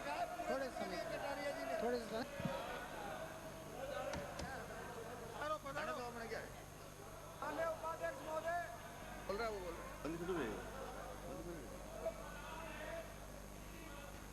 संतुष्ट नहीं हो तो आधा घंटे की चर्चा की जा सकती है। 3 और 4 तारीख को चर्चा है। 5 का बजट क्यों बनाना चाहते हैं? इनको चर्चा सुननी थोड़ी है, जवाब ही नहीं सुन रहे थे। ये तो कह रहे आपने पैसा खर्च नहीं किया और इन्होंने नहीं खर्च किया, वो सुनना नहीं चाहते थे इसलिए चले गए। सवाल सुनना थोड़ी चाह रहे थे। यही सवाल सुनते हैं। माननीय उपाध्यक्ष महोदय, सुमित्रा जी अगर तो बाहर जाओ तो बाहर जाओ ना। आधे घंटे की चर्चा करवा ली जाए। सुमित्रा जी चर्चा करवा दो, एक बार बाहर घूम के आओ एक बार। माननीय उपाध्यक्ष महोदय, विधानसभा की प्रक्रिया 295 के तहत आपको मैं अवगत कराना चाहता हूं। महोदय, निवेदन है कि ग्राम गडानिया पंचायत समिति किडानिया, पंचायत समिति सूरजगढ़ चिड़ावा में आज से 5 वर्ष पहले सांसद कोटे के द्वारा एक हाल का निर्माण 6 लाख से करवाया गया था। थोड़ी देर तो बाहर रहते, थोड़ी देर तो बाहर रहते। 6 लाख रुपए की लागत का हाल का 2 वर्ष बाद ही उसमें दरार आ गई और विकास अधिकारी जयेर और सरपंच के द्वारा उसका जो घटिया सामग्री लगाई गई उसका कोई आज तक जांच करवाने के लिए मैंने पूर्व आपके विधानसभा में इसका ऑब्जेक्शन किया था। 295 के तहत मैंने बोला था, परंतु मुझे बड़े खेद और दुख के साथ खड़ा पड़ रहा है कि राजस्थान की इतनी बड़ी पंचायत के बीच भी मुझे दूसरी बार बोलना पड़ रहा है। उसके लिए सरकार ने आज तक इसकी कोई कार्रवाई नहीं की है। मैं आपके माध्यम से निवेदन करना चाहता हूं, जो हाल भारत सरकार का पैसा, राजस्थान सरकार का पैसा लगा 7 लाख के द्वारा जो हॉल तैयार किया गया, उसमें ठीक 2 वर्ष के बाद वो हॉल फट गया। मैं आपके माध्यम से निवेदन करना चाहता हूं, पूर्व में भी मैंने इसी विधानसभा सत्र से पहले आपको मैंने अवगत कराया था, जांच के लिए आदेश दिया, परंतु जांच होने के बाद श्री नागराज मीणा कि इसकी पुनः जांच करवा के इसका निवारण करवाया जाए, दोषित अधिकारी विराजे जाए। धन्यवाद, धन्यवाद। पहले बोला माननीय सदस्य, आप लोगों विषय कार्य संचालन के नियम 295 के अंतर्गत मैं शिक्षा मंत्री जी का ध्यान मेरे विधानसभा क्षेत्र असाड़िया तहसील दरियात की ओर दिलाना चाहता हूं। राजकीय उच्च माध्यमिक विद्यालय, उच्च प्राथमिक विद्यालयों और प्राथमिक विद्यालयों में लंबे समय से चले आ रहे रिक्त पदों को शीघ्रता से भरा जाए। पद खाली रहने से आदिवासी छात्र छात्राओं के पढ़ाई पर बुरा असर पड़ रहा है। साथ ही माध्यमिक विद्यालय अगर में केवल एक पीटीआई से विद्यालय चल रहा है, उसमें भी अध्यापकों की शीघ्र नियुक्ति करने की मांग करता हूं। धन्यवाद। श्री कन्हैयालाल मीणा।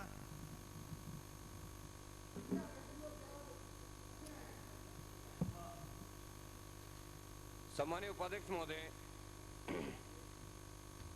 मैं आपके माध्यम से राजस्थान पुलिस की पिटाई से फौजी की मृत्यु प्रकरण में नियम 295 के तहत आपके माध्यम से मैं माननीय गृह मंत्री महोदय का ध्यान आकर्षित करना चाहता हूं। महोदय, उपरोक्त विषयांतर्गत विधानसभा के प्रक्रिया एवं संचालन के नियमों के नियम 295 के तहत ध्यान आकर्षित कर निवेदन है कि माह सितंबर 2002 को देवली तहसील की टोंक के ग्राम पंचायत सावतगढ़ के ग्राम जाल का झूपड़ा निवासी एवं सेना के 11वीं ग्रेनेडियर बटालियन में गंगानगर तैनात जवान शिव सिंह उर्फ शिव सिंह आयु 27 वर्ष इन दिनों छुट्टियों पर आया हुआ था। वह इस दौरान गुरुवार शाम को अपनी बुआ एवं फूफा से मिलने टिक्कड़ गांव गया। शनिवार को उसे वापस अपनी ड्यूटी पर जाना था। अपनी बुआ से मिलने के बाद रात शाम के 7 बजे टिक्कड़ से लौटते समय पुलिस चौकी की दीवार के पास लगे सार्वजनिक हैंडपंप पर थाने की रखी बाल्टी को उठाकर एक तरफ उठाकर प्यास बुझाने वाले सैनिक को स्थानीय थाना पुलिस चौकी के सिपाहियों अधिकारियों द्वारा अश्लील गाली गलौज से संबोधित करने के साथ ही उसे घसीटते हुए थाने में ले गए, जहां उसे लात घूंसों से बेरहमी से मारपीट कर मौत के घाट उतार दिया। इस समस्त घटना के चश्मदीद वहां पर उपस्थित दुकानदार, गाड़िया लुहार एवं अन्य राहगीर उसको नजारे को देखते रहे। आम बयान करते हैं, आसपास रहने वाले नागरिकों, दुकानदारों, राहगीरों से भी ये नजारा देखा और विरोध भी किया, लेकिन उनकी कोई सुनी नहीं गई। बाद में उग्र आंदोलन भी किए। फौजी को पुलिस द्वारा देवली अस्पताल में भर्ती कराया गया, जहां से बूंदी रेफर कर दिया गया। वहां देर रात फौजी की मौत हो गई। पुलिस संरक्षण में ही बिना बोर्ड गठित किए पोस्टमार्टम कराया गया। आम जनता ने आंदोलन किया कि मेडिकल बोर्ड गठित कर पोस्टमार्टम कराया जावे, लेकिन फौजी की संबंधित बटालियन गंगानगर को और सूचित भी किया जाए, उनको संबंधित बटालियन को दोषियों को पकड़ा जावे। ऐसा नहीं कर सकी के करके कलेक्टर टोंक के माध्यम से मृत लाश की भोजन नली में पाइप के द्वारा एक डॉक्टर ने एल्ड्रिन डाली और संबंधित बटालियन को सूचित नहीं किया गया। सैनिक के सम्मान के साथ दाह संस्कार नहीं किया गया। दोषी पुलिस कर्मियों को निर्दोष करार दिया गया है और भारतवर्ष के रखवाले सैनिक के साथ में राजस्थान पुलिस की इस तरह की बेरहमी हिटलर शाही का जीता जागता जो उदाहरण है। अतः मैं आपके माध्यम से गृह मंत्री महोदय से निवेदन करना चाहूँगा, जनमानस एवं राष्ट्र हित से जुड़े मुद्दे को सीबीआई से जांच कराई जावे एवं दोषी पुलिस कर्मियों को कड़ी सजा के साथ मृत सैनिक को शहीद करार देकर इसके परिवार को 20 लाख नगद एवं नियमानुसार राशि कृषि भूमि आवंटित की जावे। ये सैनिक अनुसूचित जनजाति का व्यक्ति था, गरीब परिवार से था, जिसकी आज तक कोई सुनाई नहीं की। श्री नाथूलाल गुर्जर। माननीय उपाध्यक्ष महोदय, पाम ऑयल को माननीय उपाध्यक्ष महोदय, वैसे ये सैनिक जो है इसको जबरदस्ती वहाँ मारा गया, उसके बाद में आज तक इसके बारे में नाथूलाल गुर्जर कार्रवाई नहीं हुई। मैं कह रहा हूँ अगर इस प्रकार सैनिकों को मारा जाएगा, कोई सुनवाई नहीं होगी, मैं कह रहा हूँ सदन में भी नहीं होगी, तो फिर कहाँ पर होगी? नाथूलाल जी। माननीय उपाध्यक्ष महोदय, उपस्थित है, उसके बावजूद इसके बारे में कोई बूंदी जिले का बूंदी विधानसभा का रामगंज बालाजी स्थित सोयाबीन फैक्ट्री का मामला है।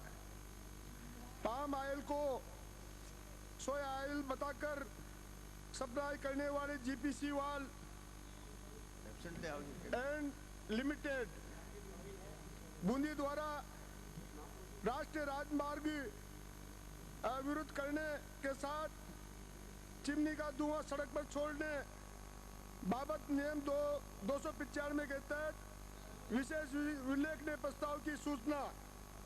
मान्यवर महोदय, लोक महत्व के उपरोक्त विषय में विधानसभा की प्रतिक्रिया एवं संचालन के नियमों के नियम 295 के तहत विशेष उल्लेखनीय प्रस्ताव प्रस्तुत कर निवेदन है कि जिला बूंदी के राष्ट्रीय राजमार्ग 12 पर बालाजी रामगंज बूंदी में जीपीसी वाल प्राइवेट लिमिटेड फैक्ट्री है। उसने कंपनी ने अपने खाद्य तेल उत्पादन, पाम ऑयल और सरसों का तेल व अन्य खाद्यान्न तेल मिलाकर सोयाबीन तेल कंपनी के नाम से देश के कोने कोने में बेचकर आम आदमी के स्वास्थ्य के साथ खिलवाड़ कर रही है। 16 जून 2001 को केसुराई पाटन के मैसेज कृष्णा प्रोप्राइटर श्री नाथ चित्तोड़ा की दुकान से 15 लीटर के टीन में सैंपल लेकर कोटा जन स्वास्थ्य प्रयोगशाला में जांच डिपॉजिटरी पाई गई। सैंपल फेल होने के मुकदमा आज भी सीजीएम कोर्ट बूंदी में विचाराधीन है। इस प्रकार असंख्य मामलों ये कंपनी अपनी ऊंची पहुंच एवं धन बल के दबाती रही है और मानव स्वास्थ्य के साथ विश्वासघात करती रही है। सरकार सोती रही आज भी सर्वाधिक प्रचलित बिकने वाला मिलावटी सोयाबीन आम जनता आप अनजाने में खा रहे हैं। इस चोरी छिपे मिलावट के साथ साथ जीपीसी वाल ने अपनी विशाल काया से धुआं चिमनी का आज भी लोगों को प्रदूषण कर रहा है। बहुत नीचे राष्ट्रीय राजमार्ग पर खोल रखी है, जिससे वातावरण में कार्बन डाइऑक्साइड एवं जहरीले गैसें समाहित होकर यहाँ के वासिंदे का स्वास्थ्य खराब होता जा रहा है। इसके अलावा राष्ट्रीय प्रतिदिन अपने कच्चे एवं तैयार माल के आवागमन के सैकड़ों ट्रक राजमार्ग पर खड़े रहते हैं, जिससे ट्रैफिक जाम हो जाता है, अवरुद्ध कर खड़े कर दिए जाते हैं। कई बार इमरजेंसी सेवाएं बाधित हो जाती है। इस मार्ग से गुजरने वालों का समय ट्रैफिक आम से खराब हो जाता है। विशेष उल्लेखनीय प्रस्ताव प्रस्तुत कर निवेदन है कि मिलावटी खाद्य तेल, चिमनी के धुएं राजमार्ग करने के मामले में तेल उपभोक्ताओं आमजन महसूस करने के साथ चिमनी के धुएं राजमार्ग को रद्द करने के खिलाफ कार्रवाई की जाए। माननीय उपाध्यक्ष महोदय, माननीय उपाध्यक्ष महोदय, ये फैक्ट्री बाहर से पाम ऑयल लेकर आम लोगों के स्वास्थ्य के साथ में। माननीय उपाध्यक्ष महोदय, प्रक्रिया नियम 295 के अंतर्गत विधानसभा क्षेत्र भादरा में RIDF 6 एवं अकाल रात के तहत बनी सड़कों का डामरीकरण कराने के संबंध में मैं माननीय PWD मंत्री जी का ध्यान आकर्षित करना चाहता हूं। माननीय उपाध्यक्ष महोदय, मेरा निवेदन है कि राज्य सरकार द्वारा अकाल रात कार्य संवत 2056 एवं संवत 2057 के दौरान नाबार्ड योजना RIDF 6 के तहत अकाल प्रभावित क्षेत्र भादरा में निम्नलिखित सड़कों की स्वीकृति की गई। नंबर 1, भादरा राजगढ़ सड़क से पतारवाड़ी 3 किलोमीटर, बोधला से मेलिया तक सड़क 3 किलोमीटर, शेरडा से गालर सड़क 3.5 किलोमीटर, संपर्क सड़क लाखनवास 3.5 किलोमीटर, बाडी से मालका सड़क 4 किलोमीटर, मलसीसर से कालवास सड़क 5 किलोमीटर और दिगाश्री बड़ी से डूंगर सिंहपुरा तक सड़क 4 किलोमीटर। माननीय उपाध्यक्ष महोदय, उपरोक्त सड़कों पर WBM 1 परत का कार्य स्वीकृत किया गया था, जिस पर सामग्री का कार्य ठेकेदार द्वारा एवं मजदूरी का कार्य अकाल रात श्रमिकों द्वारा किया गया था। ये सभी सड़कें अकाल प्रभावित ग्रामों में ली गई थी। वर्तमान में ये सड़कें किसी भी योजना में स्वीकृत नहीं है। उपरोक्त सभी सड़कों में अर्थवर्क एवं 1 परत WBM का कार्य पूर्ण कर लिया गया था। आज इन सड़कों के अधूरा पड़ा रहने से गांव के रास्ते भी अवरुद्ध हो चुके हैं, जिसकी वजह से यातायात को सुचारू रूप से चलाना भी असंभव सा हो गया है। क्षेत्र के लोगों की परेशानी को देखते हुए उक्त सड़कों का डामरीकरण करवाया जाना अति आवश्यक है। अतः भादरा विधानसभा क्षेत्र की उक्त सड़कों का शीघ्र डामरीकरण करवाने की कृपा करें। धन्यवाद। डॉक्टर रतनलाल जाट। सर, मेरा स्थगन 295 हाँ 295 नहीं तो स्थगन प्रस्ताव वो तो हो गया, स्थगन प्रस्ताव तो निपट गया। स्थगन ही था सर मेरा। रतनलाल जाट 2 मिनट का समय था सब। नहीं 295 अच्छी है, अच्छी बात है। आपका 295 नहीं है? मैं बोल लेता हूँ सब इसलिए होके नहीं है तो क्यों बोल लेते? 295 तो है नहीं सब, इसमें स्थगन दे रखा मैंने। कैसा राम जी? 295 राजस्थान विधानसभा की प्रक्रिया के नियमों के नियम 295 के अंतर्गत ध्यानाकर्षण प्रस्ताव। राजस्थान में पिछले 5 वर्षों से इस शताब्दी का भीषण अकाल की भयावही स्थिति को देखते हुए राजनीतिक से प्रेरित अकाल रात के कार्य प्रारंभ किए हुए हैं। वैसे तो ये कार्य 3 वर्ष पूर्व करने चाहिए थे, किंतु 16 अगस्त 2002 से आरंभ किए हैं, अतः दुर्भाग्यपूर्ण है। इतना ही नहीं, यह रात कार्य भी अपने आप में असहाय और विकलांग है, क्योंकि एक भूखे परिवार व अकाल पीड़ित परिवार में से एक व्यक्ति को रोजगार दिया जा रहा है, वह भी अपने आप में पंगु अवस्था में मात्र 9 दिन का रोजगार दिया जा रहा है, जो अपने आप में परिवार व पशुधन को पालने के लिए बिल्कुल पर्याप्त नहीं है। मेरी प्रक्रिया नियम 295 के अंतर्गत सरकार से मांग है और करबद्ध निवेदन है कि प्रति व्यक्ति 9 दिन के रोजगार को बढ़ाकर कम से कम 20 दिन का किया जाए, ताकि अकाल पीड़ित स्वयं का व पशुधन का पालन पोषण किया जाए, साथ ही पशुओं के लिए चारे का अनुदान भी बढ़ाया जाए। धन्यवाद। सुरेंद्र गोयल। माननीय उपाध्यक्ष महोदय, मैं प्रक्रिया के नियम 295 के गांव बांजाकुड़ी तहसील जैतान के पास टूटी रपट को ठीक नहीं करने के संबंध में विशेष उल्लेख के जरिए माननीय मंत्री महोदय का ध्यान आकर्षित कर रहा हूँ। निवेदन है कि मेरे विधानसभा क्षेत्र जैतारण के ग्राम बांजाकुड़ी के पास जैतारण से मेड़ता रोड की सड़क पर बांजाकुड़ी नदी पर जो रपट करोड़ों रुपए खर्च कर जिसका निर्माण करवाया गया था, उस रपट पर ज़्यादा बरसात के पानी के आने उबाव के कारण 2 वर्ष पूर्व करीब 100-200 फुट की लंबाई में ये रपट टूट गई थी, जिसके कारण 5 दिन तक ट्रैफिक जाम रहा था। पैदल भी आदमियों का आना जाना नहीं हुआ था।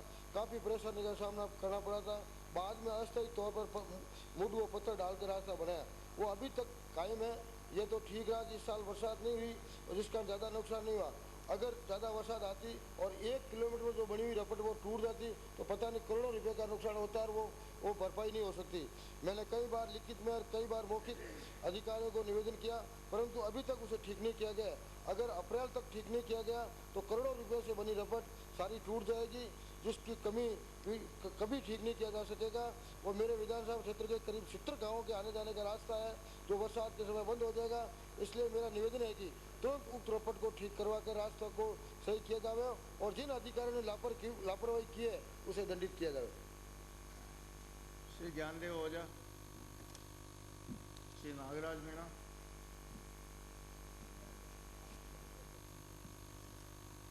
श्री अमरा राम जी, पट्टी आपकी। जी, माननीय उपाध्यक्ष महोदय, मैं आपके माध्यम से सरकार का ध्यान आकर्षित करना चाहता हूँ कि जालोर शहर के बिल्कुल ही नज़दीक एक ग्राम है लेटा। वहाँ पर लेटा की पहाड़ी आज पिछले 8 सालों से लगातार है और जिसमें 3-4 सालों से धड़ल्ले से जो है अवैध खनन हो रहा है और वहाँ जो है ये पहाड़ी है, वहाँ के माइनिंग इंजीनियर के नाक के नीचे है।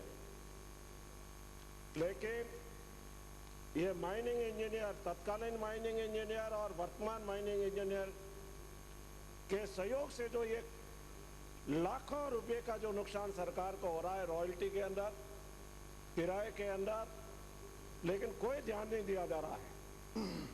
और इन्होंने जो मेरा एक प्रश्न का जवाब दिया है और उस जवाब के अंदर ये स्पष्ट भी किया है कि 4थे महीने के अंदर हमने उनको अवैध खनन वालों को पकड़ा, उसके बाद में 9वें महीने के अंदर, तो 4-4 महीने के अंदर वहाँ ये जाकर के 1-2 मुकदमा बना देते हैं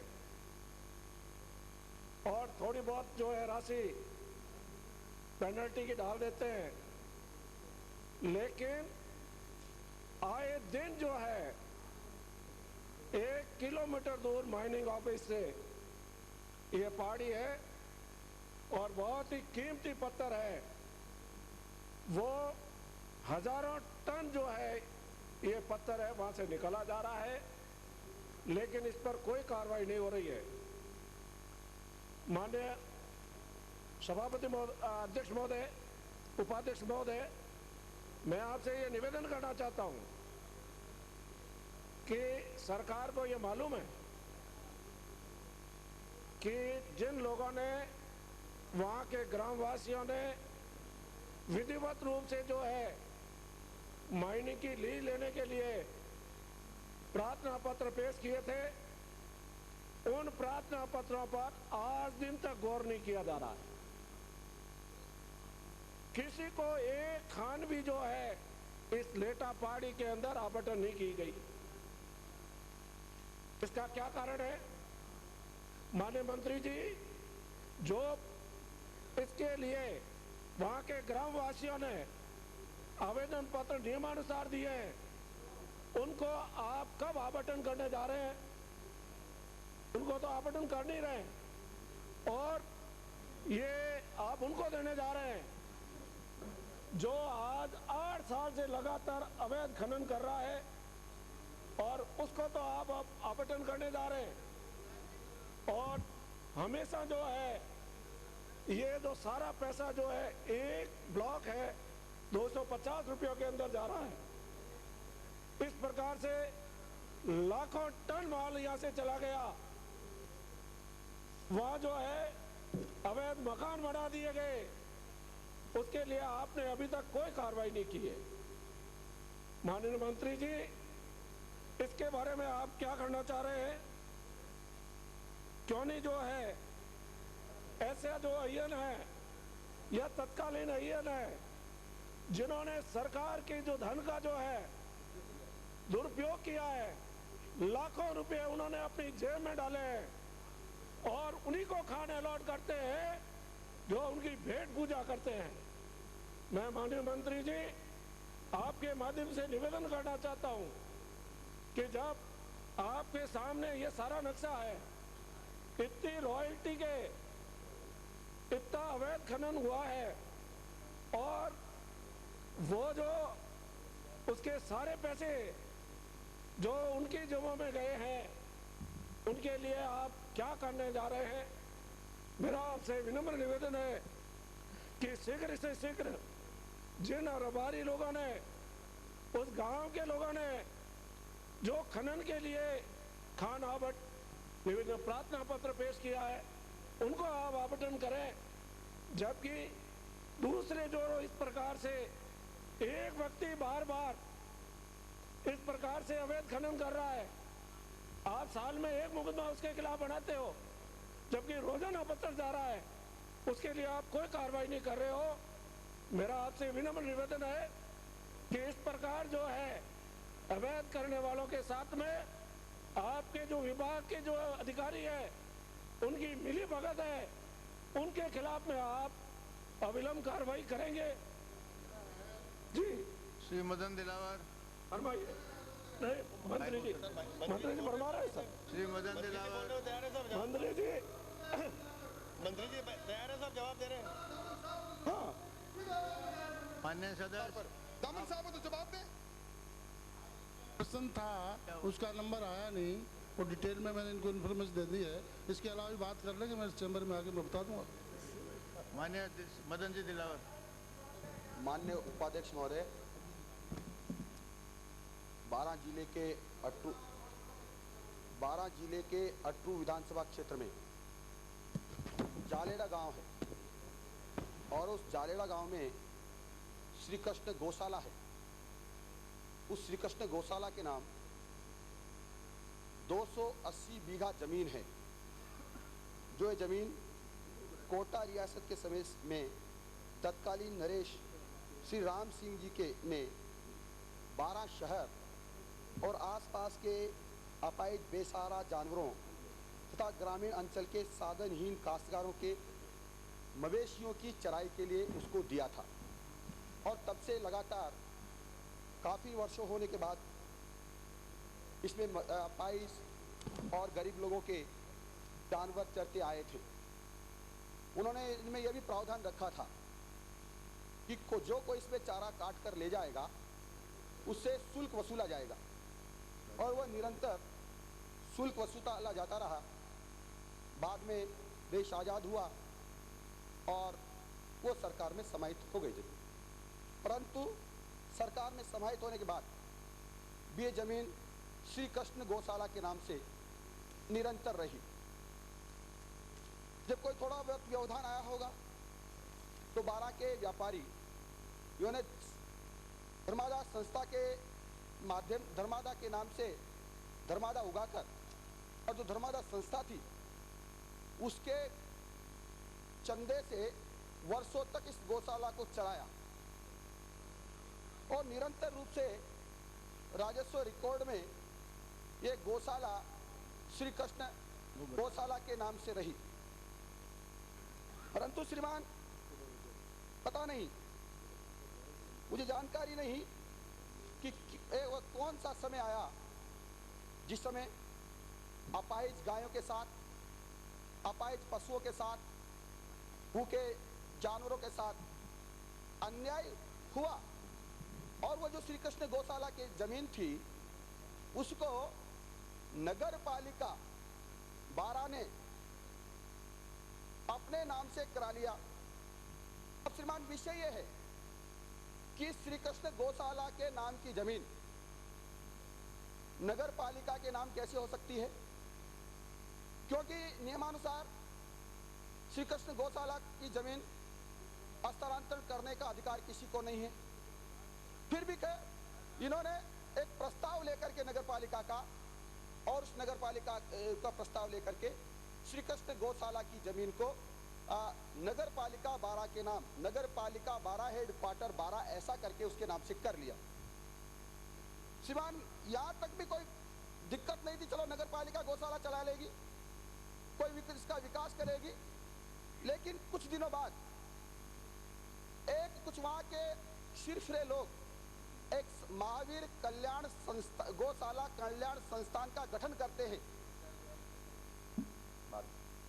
वह गठन करते हैं और नगर पालिका एक प्रस्ताव पारित करती है कि ये जो 10 करोड़ से ऊपर की जमीन है, इस जमीन को, श्री कृष्ण गौशाला की जमीन को श्री महावीर कल्याण संस्थान को दे दी जाए। और श्रीमान, यही नहीं, उसी दिन यह भी प्रस्ताव पारित किया जाता है कि 1 करोड़ 30 लाख का काम इस नगर पालिका, इस गौशाला में कराया जाए और 80 लाख रुपए इस महावीर कल्याण संस्थान को दे दिए जाए। 1 करोड़ 30 लाख रुपए उसमें खर्च कर देते हैं, 80 लाख रुपए उस संस्थान को नगद दे देते हैं, जबकि नगर पालिका की वो जमीन नहीं, नगर पालिका को देने का अधिकार नहीं। यदि नगर पालिका को देने का अधिकार भी था तो 1 करोड़ 30 लाख रुपए का काम कराने की क्या जरूरत थी? 80 लाख रुपए आखिर में नगद उसको क्यों दिए गए? श्रीमान, विषय यही नहीं है। नामांतरण देखो किस स्टाइल से कैसे खुला। नामांतरण 5 खुलता है, 5/10 को ही तस्दीक हो जाता है, जबकि सामान्य राजस्व नियमों के अनुसार नामांतरण तस्दीक होने के लिए पंचायत में जाता है। यदि पंचायत 45 दिन तक उसकी तस्दीक नहीं करती है तो तहसीलदार उस नामांतरण की तस्दीक करते हैं, परंतु इस प्रक्रिया को अपनाया नहीं गया और नामांतरण भाग में करोड़ों रुपए को हजम करने के लिए ये नामांतरण खुला लिया गया। और आज वो 10 करोड़ की जमीन जो है उस पे भूमाफिया गिरोह ने कब्जा कर लिया है। ये भूमाफिया गिरोह कोई छोटा मोटा गिरोह नहीं है श्रीमान। वहां के उप जिला प्रमुख श्रीमान प्रमोद भाया, जो इस संस्थान के अध्यक्ष भी कहलाते हैं, उन्होंने इस जमीन को ले लिया है। और वह जमीन यही नहीं, इस जमीन के साथ साथ वहां के कम से कम 25 काश्तकारों की 250 बीघा जमीन पर और कब्जा कर लिया है। वहां पशुओं को चरने के लिए नहीं जाने दिया जा रहा है, उसमें फसल बो करके उस फसल को काट करके ये लोग घर ले जा रहे हैं। श्रीमान, यही नहीं हुआ, मैंने स्वयं ने वहां गया हूं, मैं वहां जाकर के मैंने देखने का पाया क्या, मैंने पूछा लोगों से, इससे आप संतुष्ट हैं? उनका दिलावर जी, हम संतुष्ट कैसे हो सकते हैं? हमारी जमीनें चली गई, हमको रास्ता नहीं दिया जा रहा। हनुमान जी की पूजा करने में रोज जाते थे, उस हनुमान जी की पूजा करने से हमको रोक दिया गया है। और मैंने मजदूरों से पूछा तो मैंने पूछा, ये निर्माण हुआ 1 करोड़ 30 लाख का, तुमको यहाँ काम मिला होगा? उन्होंने कहा, साहब आपको हम बात नहीं बता सकते हैं। मैंने कहा, बताओ क्या बात है? उन्होंने कहा, बात यह है, हमने मजदूरी करने के लिए हमारे परिवार में से महिलाएं भेजी तो वहां से वापस कर दिया गया और कहा तुम्हारी बेटियों को मजदूरी करने के लिए भेजो। मेरे पास रिकॉर्ड है, मैं टेप रिकॉर्ड समाप्त कीजिए। मैंने वीडियो कैमरा है, वीडियो कैमरे में सारे को रिकॉर्ड करके लाया। वहाँ के महिलाओं ने, वहाँ की बहु बेटियों ने मेरे को क्या क्या नहीं बताया गया है। और जिसका उद्घाटन, जिसके कार्यक्रम में श्रीमान शांति धारीवाल जाते हैं और अब इसी में गुमराह करके मुख्यमंत्री को 1 तारीख को यहाँ के मुख्यमंत्री को वहाँ ले जाया जा रहा है ताकि इनके डल जाए। इस प्रकार से हड़पी हुई जमीन जो आम जनता की जमीन थी, गायों की जमीन थी, गौ माता की जमीन, इस यहाँ के माँ के मंत्री श्रीमान शांति धारीवाल के इशारे पर आखिर में 10 करोड़ की जमीन कैसे हड़पी गई? ये जवाब तो जनता को देना पड़ेगा श्रीमान। इसलिए आपसे निवेदन कर रहा हूँ, आप प्रोटेक्शन चाह रहा हूँ, मेरा विषय पूरा नहीं हुआ। किसको पूछ रहे? मेरा विषय पूरा नहीं हुआ। गया ना? नहीं हुआ। क्या हुआ? मेरा विषय पूरा नहीं हुआ। वो तो नहीं हुआ। आपका कभी होता ही नहीं विषय। ये श्री कृष्ण गौशाला का नाम बदल दिया। श्री कृष्ण गौशाला का नाम बदल दिया। जो सैकड़ों वर्षों से श्री कृष्ण के नाम से गौशाला चलती थी, ऐसी कौन सी गौशाला है जहाँ श्री कृष्ण का नाम नहीं होना चाहिए? और उसका नाम बदल कर महावीर कल्याण संस्थान कर दिया। महावीर भी हमारे पूज्य है, हाँ वो हमारे श्रद्धा के केंद्र है, लेकिन महावीर जी के नाम से अलग गौशाला बनाते शांति धारीवाल, इस प्रकार से भ्रष्टाचार करके नहीं बनाते तो मानते, वो सेवा करने के माध्यम से मैदान में आ रहे हैं। लेकिन इस के गुंडों के हाथों में इस प्रकार से गौशाला को दे दिया। रोज महिला और बड़ी लड़कियों के साथ बलात्कार होता है और ये मुख्यमंत्री 1 तारीख को वहां जा रहे हैं। मैं चेतावनी दे रहा हूं मुख्यमंत्री जी, यदि किया तो मदन दिला और भारतीय जनता पार्टी नहीं, वहां की कांग्रेस भी आपको ईंट का जवाब पत्थर से देगी, ईंट से ईंट बजा देगी। इस गायों के नाम पर तुम क्या कर रहे हो? गायों को जिंदा नहीं रहने दे रहे हो, जिंदी गायों को मार रहे हो। माननीय उपाध्यक्ष महोदय, चैलेंज का भाषण रखें। आखिर में क्या हो रहा है? ये भाषण दे रहा, चैलेंज दे रहा मुख्यमंत्री जी को। ये कार्तिक श्री कृष्ण का नाम इस धरती से। माननीय उपाध्यक्ष महोदय, ये चैलेंज की बात कर रहे हैं। उपाध्यक्ष महोदय, मैं आपके माध्यम से एक मिनट ये मुख्यमंत्री आपको नहीं बोलूंगा। नहीं ये तरीका नहीं। अभी मैं बाहर से आया हूँ, सुन चलो। मुख्यमंत्री जी नहीं परंपरा डाल रहे। मैं आपके माध्यम से सरकार का ध्यान एक ऐसे विषय पर दिलाना चाहता हूं जो अपने आप में बड़ा संवेदनशील है। सभापति महोदय, उपाध्यक्ष महोदय, पिछले 4 वर्षों से सरकार की शय पर राजस्थान के अकाल पीड़ित किसानों को लूटा जा रहा है। उपाध्यक्ष महोदय, आपको अच्छी तरह मालूम है राजस्थान की विषम जलवायु है। यहाँ 76% भूमि असिंचित है। असिंचित भूमि में कम मात्रा में पानी से अधिक सिंचाई हो, इसलिए 90 के दशक में इजरायली पद्धति से फुहारे से के माध्यम से सिंचाई करने की योजना बनी। उपाध्यक्ष महोदय, इस योजना के अंदर उन किसानों को अनुदान देने की बात कही गई। केंद्र सरकार ने निर्णय लिया कि राजस्थान की विषम भौगोलिक परिस्थिति को देखते हुए एक एक बूंद पानी का उपयोग हो। इसके लिए राजस्थान के उस किसान को जो लघु सीमांत है, राजस्थान में SC और ST के किसानों को विशेष तौर पर प्रोत्साहन देने के लिए सरकार ने अनुदान देने की जो योजना बनाई, उसमें 75% राशि केंद्र सरकार की और 25% राशि भारत सरकार, 25% राशि राजस्थान सरकार की थी। उपाध्यक्ष महोदय, कौन सा फुहारा सेट किसान को मिले, किस दर पर मिले, उसका अधिकृत विक्रेता कौन हो, इस सब चीज का निर्धारण कृषि विभाग का निर्देशालय नाबार्ड के अधिकारों की सलाह से लेकर करता है। वर्ष 2002-2003 में जिस फुहारा सेट के लिए जब निविदाएं आमंत्रित की गई, अधिकृत विक्रेता कौन हो, उस समय तत्कालीन कृषि मंत्री जी ने एक नई शर्त उसमें डलवा दी। पहले उपाध्यक्ष महोदय, फुहारा सेट में वो व्यक्ति भी भाग ले सकता था जो उसका वितरक हो, सप्लायर हो, उसका मैन्युफैक्चरर भी भाग ले सकता था, पर इन्होंने न जाने क्यों, उस समय के तत्कालीन कृषि मंत्री जी विराजे हैं, इन्होंने शर्त हटा दी कि सिर्फ निर्माता ही भाग लेगा। और उसके बाद उपाध्यक्ष महोदय, इस फुहारा सेट की जो कीमत निर्धारित की गई स्पेसिफिकेशन के अनुसार, वो कीमत निर्धारित की गई 19,000 रुपये से लेकर 15,000 रुपये तक। और उपाध्यक्ष महोदय, वही फुहारा सेट खुले बाजार के अंदर 7,500 और 9,000 की रुपए में मिलता है। जब ये सारी बातें हुई तो इन कृषि मंत्री जी सहित मुख्यमंत्री जी के पास जो फुहारा निर्यातक, फुहारा को बनाने वितरक हैं, उन्होंने अपनी एसोसिएशन बना के ज्ञापन दिया। मैं उनके ज्ञापन की प्रति भी साथ लाया हूँ। उन्होंने कहा कि जो आपने जो राशि निर्धारित की है, जिस तरह के स्पेसिफिकेशन के साथ निर्धारित की है, जिस तरह के ISI के पाइप के साथ निर्धारित की है, उसी राशि का हम फुहारा सेट सिर्फ सरकार को या वितरक अगर हमें अधिगत करें तो हम किसान को 9,000 रुपये में देने को तैयार हैं। 9,000 से 7,500 और इन्होंने राशि निर्धारित की उपाध्यक्ष महोदय 18,500 और 15,000 के बीच में। यहाँ से किसान की लूट प्रारंभ होगी उपाध्यक्ष महोदय। जो सब्सिडी मिलती है, किसान को सब्सिडी मिलती है, जो अनुसूचित जाति, जनजाति, ओबीसी और लघु सीमांत और महिला कृषक को 50%, सामान्य किसान को 33%, वो जो इन्होंने जो निर्धारित की वो किसान उन्हीं से वो जब लेगा फुहारा सेट तभी उसको अनुदान की राशि मिलेगी।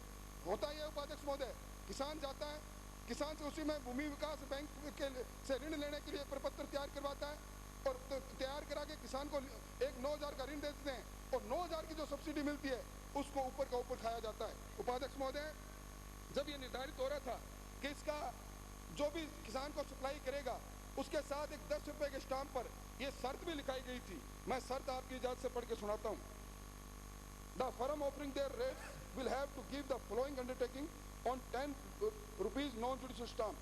Certificate that we are not supplying to any institutions, government department within or outside the state at lower rate than what we have offered to the agriculture department of government of Rajasthan. If it is found that the firm is supplying sprinkler set at the rate lower than the quoted with agriculture department, then the firm agreed to pay back the excess money charged from the cultivator to the agriculture department. मतलब ये शर्त होने के पश्चात उपाध्यक्ष महोदय, ये मेरे पास कागज है, ये मैं बिल लेके आया हूँ। जगदम्बा मार्केटिंग, इसने कहा कि जो स्पेसिफिकेशन का इन्होंने लिखा है 8,500 रुपए में मैं पेमेंट करता हूँ, बेचता हूँ। इसी तरह उपाध्यक्ष महोदय एक नहीं सैकड़ों ऐसी कंपनियां हैं जो अपने इस फुहारा सेट, जिस फुहारा सेट का निर्धारण सरकार ने तत्कालीन कृषि मंत्री जी की शय पर 18,500 रुपया किया, आज खुले बाजार के अंदर उपाध्यक्ष महोदय तकलीफ की बात है इस अकालग्रस्त किसान को जहां एक तरफ एक एक बूंद पानी की आवश्यकता है उससे 18,000 रुपए लिए जाते हैं।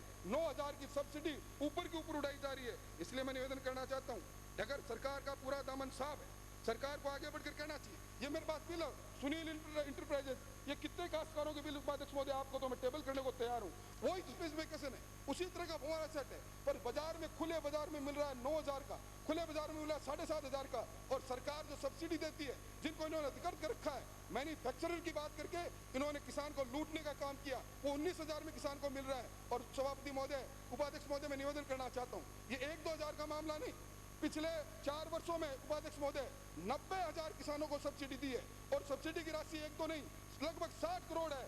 और मेरा आरोप है 60 करोड़ राशि में से 30 करोड़ की राशि सरकार में बैठे हुए लोगों की तिजोरी में चली गई। मैं समझता हूँ अपने आप को संवेदनशील कहने वाली सरकार, इस सरकार की कलई खुल गई उपाध्यक्ष महोदय।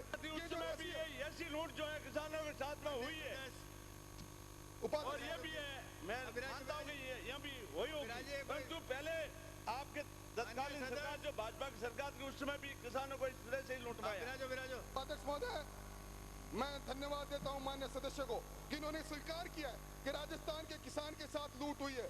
उपाध्यक्ष महोदय, ये राजस्थान के किसान के साथ जो 30 करोड़ की लूट हुई है, इस 30 करोड़ की लूट का धन कहां जा रहा है, जांच का विषय है उपाध्यक्ष महोदय। सरकार ने स्वयं तय किया और स्वयं सरकार ने नॉन जुडिशियल स्टाम्प पर यह लिखवाया कि अगर वो कम जिस दर को वो कोट कर रहा है उससे कम दर पर अगर किसान को वो फुहारा सेट बेचता है तो सारी राशि जो एग्रीकल्चर डिपार्टमेंट के माध्यम से किसान के पास जाएगी। ये बिल मैं सदन में प्रस्तुत करना चाहता हूँ जिसमें साफ लिखा है कि 8,500 के अंदर वो किसान को उसने खुले बाजार के अंदर फुहारा दिया। मैं पूछना चाहता हूँ सरकार में बैठे लोगों से, अगर आप में हिम्मत हो तो आगे आकर कहिए ये सारा मामला झूठ है, या पर्दाफाश कराइए या जांच कराने की बात कराइए उपाध्यक्ष महोदय। और तत्कालीन कृषि मंत्री जी, आपको याद होगा जब स्प्लिट साइड के लोग आपसे मिलने आए और उन्होंने कहा आप किसान को बर्बाद क्यों कर रहे हो, हम कम राशि में आपको ये फुहारा देने के लिए तैयार हैं, आपने उनसे मिलने से मना कर दिया। वो लोग चीफ मिनिस्टर के पास गए, उन्होंने ज्ञापन दिए। ये सारी बात ये कहती है कि सरकार में किस तरह की संवेदनशीलता है। मैं आपके माध्यम से आने वाले माननीय पूरे मामले की जांच होनी चाहिए। से आने वाले माननीय सदस्य, आप तो ये बता दें कि ये बीज का कमीशन किस एजेंसी ने खाया है, ये बता दें आप। उपाध्यक्ष महोदय, ये बीज का कमीशन और कब सरकार में बैठे हुए लोगों ने, सरकार के बैठे लोगों की शय पर किसान को तो भूमि विकास बैंक से कर्जा दिला दिया और बीज के अंदर जो 9,000 रुपए बचे वो जो एजेंसी जो इसको अधिकृत किया वही वहीं लिखवा लेती है और वो अपने पास ले लेती है और उसका बंटवारा ऊपर तक। माननीय सदस्य विराजे, एक मिनट, माननीय सदस्य विराजे, बहुत गंभीर बात है विराजे, please don't take it lightly. माननीय सदस्य, माननीय मंत्री जी, आप जवाब देना चाहते हैं इस पर? आप ऑर्डर। अरे बैठो ना, इनका दामन साफ बताना चाहिए बात। ताव क्यों खा रहे हो? मैं दिला रहा हूँ, काय को ताव खा रहे हो आप? हर बात में ताव खाते हो, दिला रहा हूँ ना मैं। माननीय मंत्री जी, आप एक मिनट, आप इस पर भी जवाब देना चाहते हैं? इसकी पूरी जांच करके हाउस में स्टेटमेंट देना चाहते हैं? ये पूछना चाहता हूँ। पूरी मैं आपसे एक सवाल पूछना चाहता हूँ। नहीं, सवाल नहीं। हमसे आपको जवाब देना, हमसे सवाल पूछने का अधिकार आपको नहीं है। मेरे कार्यकाल का सवाल है, चूरू से आने वाले माननीय सदस्य, मैं आपसे एक बात पूछना, सीरियस बात है जिसको आप ये उठा रहे हैं। क्यों? मेरी बात सुन लीजिए, माननीय सदस्य, मेरी बात सुन लीजिए। इतना आपको उत्तर देना, आप विराजन हैं, ऐसा तो सही स्टेटमेंट दे रहे हैं केस पर। सीरियस बात को आप इतना लाइटली ले रहे हो। एक छोटी सी बात पूछना चाहता हूँ कि नाबार्ड ने, जिसकी बात आप कर रहे हो कि 9-10 हज़ार में मिलता है, नाबार्ड ने उसकी कीमत, जो केंद्र सरकार की संस्था है, 17,000 रुपये तय किए। 17,000। उपाध्यक्ष महोदय, मैं क्षमा चाहूंगा आपकी अनुमति से, मैं वो आदेश पढ़ के सुनाऊंगा कीमत किसने तय की है। आप मुझे अनुमति देंगे? नाबार्ड के नाम से ये गुमराह करना चाहते हैं सदन को। मैं, आप खुद जांच कर लो। मैंने तो किसानों के हित में उसको रेशनलाइज करके, उनको बुला के, और इस हित में कि पहले कुछ असेंबलर आते थे, वो कम रेट दे जाते थे, मैंने कहा निर्माता देंगे, इसमें कोई गलती नहीं है। क्योंकि और ये केस अभी हाईकोर्ट में चल रहा है, इसमें कोई ज़्यादा लंबी बात नहीं है। लेकिन मैंने 3,000 रुपये केंद्र सरकार की राशि से कम तय की, शाबाशी देनी चाहिए। मैंने तो बचाने की। उपाध्यक्ष महोदय, मैं जुम्मेवारी से कहता हूँ, इन्होंने जो राशि निर्धारित की, मेरे पास वो आदेश है, आप आज्ञा दो तो मैं उस आदेश को पढ़ के सुनाना चाहता हूँ। नंबर 1 बात, नंबर 2, खुले बाजार में फव्वारा सेट जिस कीमत से मिल रहा है, अगर उस वो कीमत ये दिलाने की तैयार बताएं, वरना आप ज्यादा पैसे ले रहे हैं। आपने पहले 17,500 और 15,000 के बीच में राशि किसान से वसूल कर रहे हैं। आप ये आपने आदेश आपका ही। अन्य सदस्य इस बात को तो स्वीकार कर रहे हैं कि उन्होंने राशि निर्धारित की, बात तो उन्होंने स्वीकार कर ली। ये कह रहे हैं कि जो गवर्नमेंट ऑफ इंडिया ने राशि तय की उससे कम में इन्होंने तय की, ये इनका ये कहना है। प्लीज़ एक मिनट, उनका ये कहना है। अब इसके विपरीत आपके पास कोई हो तो बता दो आप। उपाध्यक्ष महोदय, ये जो कीमत तय होती है, ये है speaker set on one model with 75 mm pipe unit cost as per approved by 40th unit cost committee meeting. अब उसके बाद उपाध्यक्ष महोदय ये है डिपार्टमेंट ऑफ एग्रीकल्चर, कृषि भवन, इसमें लिखा है सील्ड ऑफर। ये बात तो उन्होंने मान ली। गवर्नमेंट ऑफ इंडिया ने क्या राशि तय की, ये बताओ ना। गवर्नमेंट ऑफ इंडिया का इसमें कोई लेना देना नहीं उपाध्यक्ष महोदय। जो कमेटी बनी हुई है जिसको चेयर करते हैं राजस्थान सरकार के कृषि विभाग के निर्देशक। बात को नहीं समझ रहे आप। गवर्नमेंट ऑफ इंडिया का इसमें कोई लेना देना नहीं है। गवर्नमेंट ऑफ इंडिया की है, सब्सिडी तो गवर्नमेंट ऑफ इंडिया की है। माननीय राठौड़ साहब, गवर्नमेंट ऑफ इंडिया स्पेसिफिकेशन तय करती है। माननीय राठौड़ साहब, माननीय राठौड़ साहब, एक सेकंड। आपकी इंक्वायरी हुई है कि नाबार्ड ने 17,000 रुपये तय कर दिए, राजस्थान सरकार ने 14,000 रुपये तय करे। आप इसको चैलेंज कर रहे हो तो बताइएगा। सुमित्रा जी, एक सेकंड। 17,000 नाबार्ड की रेट है, 14,000 राजस्थान सरकार की रेट है। इसको अगर आप चैलेंज कर रहे हो तो बताइए। माननीय चौधरी जी प्लीज। माननीय उपाध्यक्ष जी, ये विवाद नहीं है कि केंद्र ने क्या किया या नहीं किया, किसानों के साथ अन्याय हुआ, ये है बात। सुन तो आप, ये सही है कि इस मामले में बहुत बड़ी लूट किसानों के साथ में हुई है। यदि केंद्र सरकार से कम कर दी है तो ये कोई एक्सक्यूज नहीं है। केंद्र सरकार ने भी ज्यादा की है तो भी वो मामला जांच का विषय बनता है। इसलिए आज माननीय मंत्री जी कृषि मंत्री नहीं हैं। यदि आपका आदेश हो और तो इस मामले में सरकार, आज जो भी कृषि मंत्री हैं, इस मामले की पूरी जांच, चाहे केंद्र ने ज़्यादा कर दी हो, इनने कम कर दी हो, ये मामला है दुखदायी। इसलिए इसकी पूरी मामले की जांच हो। हम ये चाहते हैं कि जांच होके और सफाई इसमें एक सेकंड आप इसलिए इसमें इसके जांच के करने लायक ये मामला बनता है, क्योंकि किसान की भारी लूट हुई है। इसलिए आप जैसा भी निर्देश दें, उचित समझे दें, लेकिन इस मामले की जांच होनी चाहिए। उपाध्यक्ष महोदय, जांच से कोई दिक्कत नहीं है। एक मिनट, मैं एक बात और सदन के माननीय सदस्यों को बताना चाहता हूँ कि जो रेट चाहे नाबार्ड ने तय की है, हमने उससे कम की है। उसके अलावा भी हम किसी भी काश्तकार को ये नहीं कहते कि आपको इतने पैसे देने ही पड़े। उनको जहाँ सस्ते से सस्ता मिल सकता है तो सस्ता नहीं, पर हमारी बहुत अफसोस है।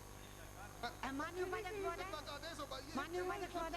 मैं इस संबंध में निवेदन करना चाहूँगी। तक सब्सिडी ज़्यादा का अगर कोई लेता है 50,000 का कोई लेता है तो हम 14,000 तक देते हैं सब्सिडी, उससे कम में लेता है तो सब्सिडी उस हिसाब से कम हो जाए। माननीय उपाध्यक्ष महोदय, प्रश्न ये नहीं है, रेट तय नहीं कर, प्रश्न इनके रेट उनकी है, वो जिस भाव चाहे बेचे। हमारा तो सब्सिडी देने का प्रश्न है, वो सब्सिडी हम इस हिसाब से देते हैं कि 14,000 मान लिए, उसे किसी को 10,000 में मिलता है, 10,000 के हिसाब से सब्सिडी मिलता है। ये कौन सी जांच की बात है? कौन? माननीय उपाध्यक्ष महोदय, माननीय मंत्री जी, माननीय उपाध्यक्ष महोदय, माननीय मंत्री जी, एक मिनट, प्रश्न ये नहीं है, प्रश्न ये है कि चाहे आपने कोई भी रेट तय की हो, आप इस बात की जांच करें कि मार्केट में ये सस्ता मिलता है उससे नहीं, एक बात। दूसरी बात ये है कि आपने जो लोगों को सप्लाई किए, ये जो रेट आपने तय की उसमें दिए अथवा मार्केट में कम मिलते हैं, उसकी जांच करा करके आप बता देते हैं। नहीं, ये जांच का विषय एक और है साहब, वो भी मैं आपसे निवेदन कर दूं। यही चाहते हो? जांच का विषय ये भी है माननीय उपाध्यक्ष जी, किसान को तो 50% सब्सिडी के बाद में 10,000 का मिला है, लेकिन प्रश्न ये कि जो सब्सिडी का पैसा था वो कहाँ गया, ये भी जांच का विषय है। सब्सिडी तो अलग बात, अभी तक कीमत का ही झगड़ा, अभी 19,000 की कीमत हो, 50% सब्सिडी के बाद मिला है उसे, इसका पैसा कहाँ गया? अलग बात ये है। सब्सिडी का पैसा किसके पास गया? कृषि मंत्री जी, कृषि मंत्री जी आपको क्या फरमाना, बोलो। Order, order please. उपाध्यक्ष महोदय, मुझे तो जानकारी नहीं थी, बताइए नहीं क्या इनको ऐतराज था? आपको जानकारी दे देंगे, उसके बाद आप इसकी जांच करा करके माननीय सदस्य वापस कहते तो मैं एकदम बता दूंगा, जवाब दे दूंगा। ठीक है, ठीक हो गया ना? उपाध्यक्ष महोदय, इन्होंने कहा कि मैं वापस सदन में कोई बात बता देंगे, वो जांच करा के आपको बता देंगे। देखो उपाध्यक्ष महोदय, जांच का प्रश्न हो तो जांच कराने के लिए तैयार हूँ। हाँ ठीक है, और बाकी आप बता दें तो मैं इसको जवाब देने के लिए तैयार हूँ। मुझे बता देता हूँ, जवाब दे दो आप। मेरा आरोप ये है कि अनुदानित रूप में जो फव्वारा सेट किसान को मिलता है और जिसका तय आपने किया है, जिसको आपने माननीय सदस्य 2002-2003 ये मेरे पास है, जो फव्वारा सेट की जो जहाँ तक मामला मेरे जानकारी में था, मैंने 5-7 दिन पहले सेक्रेटरी को और जो संबंधित अधिकारी है उनको लिख दिया है कि आप पूरे जांच करके मुझे बतावे कि इसमें कहाँ क्या कमी हुई है। तो आप सारा मामला। उपाध्यक्ष महोदय, आपका बहुत बहुत धन्यवाद। इतना निवेदन करना चाहूंगा कि जांच की रिपोर्ट आप सदन में भी प्रस्तुत कर देना, इतना भी आप हमें भी तो बताएंगे ना। आपका कोटि कोटि धन्यवाद कि आपने जांच की घोषणा की, परंतु जांच के बारे में हमें भी बता देना। माननीय सदस्य, जांच होने के बाद तो सबको ही मालूम हो जाएगा। इसलिए आप पूरे प्रदेश की जनता को ये 90 से जांच कराना मंत्री महोदय, ये 90 से जांच कराओ पिछली टाइम से। इन्होंने जितने कारनामे किए ना उनकी भी जांच होनी चाहिए। किसानों के साथ कितना धोखा हुआ है। ऐसा है 90 में आप अलर्ट नहीं थे तो ये क्या करें? आपको अलर्ट रहना चाहिए, ये जागरूक है, ये आप कराना चाहते हैं। और ये लोगों के भाजपा के शासनकाल में किसानों को बड़ी भारी लूट हुई है और आज भी कोई गड़बड़ी हुई है तो उनकी सारी जांच कराओ। माननीय सदस्य विराजे प्लीज। ज्ञानदेव जी। माननीय उपाध्यक्ष महोदय, सीरियस है इसको। माननीय सदस्य प्लीज। लूट आपने की, निर्माताओं का आदेश बीच में से निकाल दिया। माननीय सदस्य प्लीज, आपको पता नहीं। ज्ञानदेव जी। माननीय उपाध्यक्ष महोदय, मैं राजस्थान में चल रहे पुश्तैनी दस्तकार एवं आरा मशीन जो 30/10/2002 को सुप्रीम कोर्ट के आदेश से बंद की गई है, जिसमें पर्यावरण का मुद्दा बताया गया है, उस विषय पर पर्ची के माध्यम से आपका सदन का और वन मंत्री और सारी सरकार का ध्यान आकर्षित करना चाहता हूं। महोदय, उपरोक्त विषय में निवेदन है कि विशेष रूप से अलवर जिले में जो सीज की गई है उसका हवाला लेकर राजस्थान भर में किया गया, उसका आगे वृत्तांत में दूंगा। अलवर जिले के करीब 450 आरा मशीनों के ताले लगाकर सीज कर दिया गया है, जिससे अलवर जिले के करीब 20,000 लोग जो दस्तकार हैं, जांगड़ समाज के लोग हैं विशेष रूप से, जिनको हम खाती भी कहते हैं, बेरोजगार हो गए हैं। इन आरा मशीनों के अलावा अन्य भी आरा मशीनें लगी हुई हैं जो इनके रिकॉर्ड में नहीं है, जबकि बिना रिकॉर्ड की मशीनें भी करीब 15-20 सालों से चल रही है। पुश्तैनी दस्तकार एवं आरा मशीन समिति द्वारा माननीय सर्वोच्च न्यायालय में रिव्यू पिटीशन लगा दी है, जिसमें करीब 286 आरा मशीनें शामिल हैं, ये अलवर जिले के, लेकिन इसका आरा मशीनों का असर पूरे उत्तर भारत के स्टेट्स पर है। लगा दी है, अपनी आरा मशीनों के लाइसेंस लेने के लिए तैयार है, एवं राज्य सरकार को नियमों का पालन करने के लिए भी बाध्य है। इस बाबत माननीय मुख्यमंत्री जी के नाम ज्ञापन भी उन्होंने दिया है, जो यह ज्ञापन मुख्यमंत्री जी को दिया है। इसके माध्यम से ज्ञापन भी दिया गया। खुद माननीय मुख्यमंत्री जी महोदय ने एक ज्ञापन आज दिनांक 26 को दिया जा चुका है, जो कल दिया है उन्होंने। राजस्थान के आरा मशीनों के बंद होने की दोहरी नीति का भी आरोप इसमें लगाया गया है। माननीय अलवर जिले में आरा मशीनों के ताले लगाए गए। इस प्रकार राजस्थान सरकार द्वारा अपनी मनमर्जी से पुश्तैनी दस्तकारों के सामने रोजी रोटी की भयंकर समस्या उत्पन्न हो गई है। इस प्रकार राजस्थान सरकार ने दस्तकारों के सामने संकट पैदा कर दिया है। राजस्थान के अन्य जिलों में भी आरा मशीनों को नोटिस देकर बंद कर दिए हैं, जबकि अलवर जिले में ताले लगाए हैं। अलवर जिले में उप वन संरक्षक और डीएफओ साहब दोनों वन संरक्षक महोदय आरा मशीनों के लाइसेंस लेने के लिए की बाबत समस्या पैदा कर दी है। अब इसमें सबसे बड़ी समस्या माननीय उपाध्यक्ष महोदय ये है कि लाइसेंस लेने के लिए सुप्रीम कोर्ट ने आदेश किया है।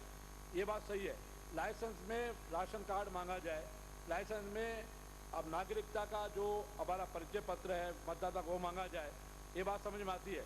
लेकिन बेचारे गरीब आरा मशीन मालिकों से, इन शिल्प दस्तकारों से, खातियों से, जांगर समाज से जो मांग रहे हैं वो पैन नंबर मांग रहे हैं, जो पैन नंबर मुश्किल से 1% गांव के जांगर समाज के लोग या आरा मशीन चलाने वाले या ये जो पुश्तैनी दस्तकार है, 1% लोगों के पास भी इनकम टैक्स की रिटर्न या इनकम टैक्स की फाइल या पैन नंबर नहीं है। अब उनसे पैन नंबर मांग करके ब्लैकमेल कर रहे हैं वन विभाग के अलवर के लोग, और राजस्थान भर में यही पोजीशन है। यह पूरा ज्ञापन उन्होंने मुख्यमंत्री जी को दिया है।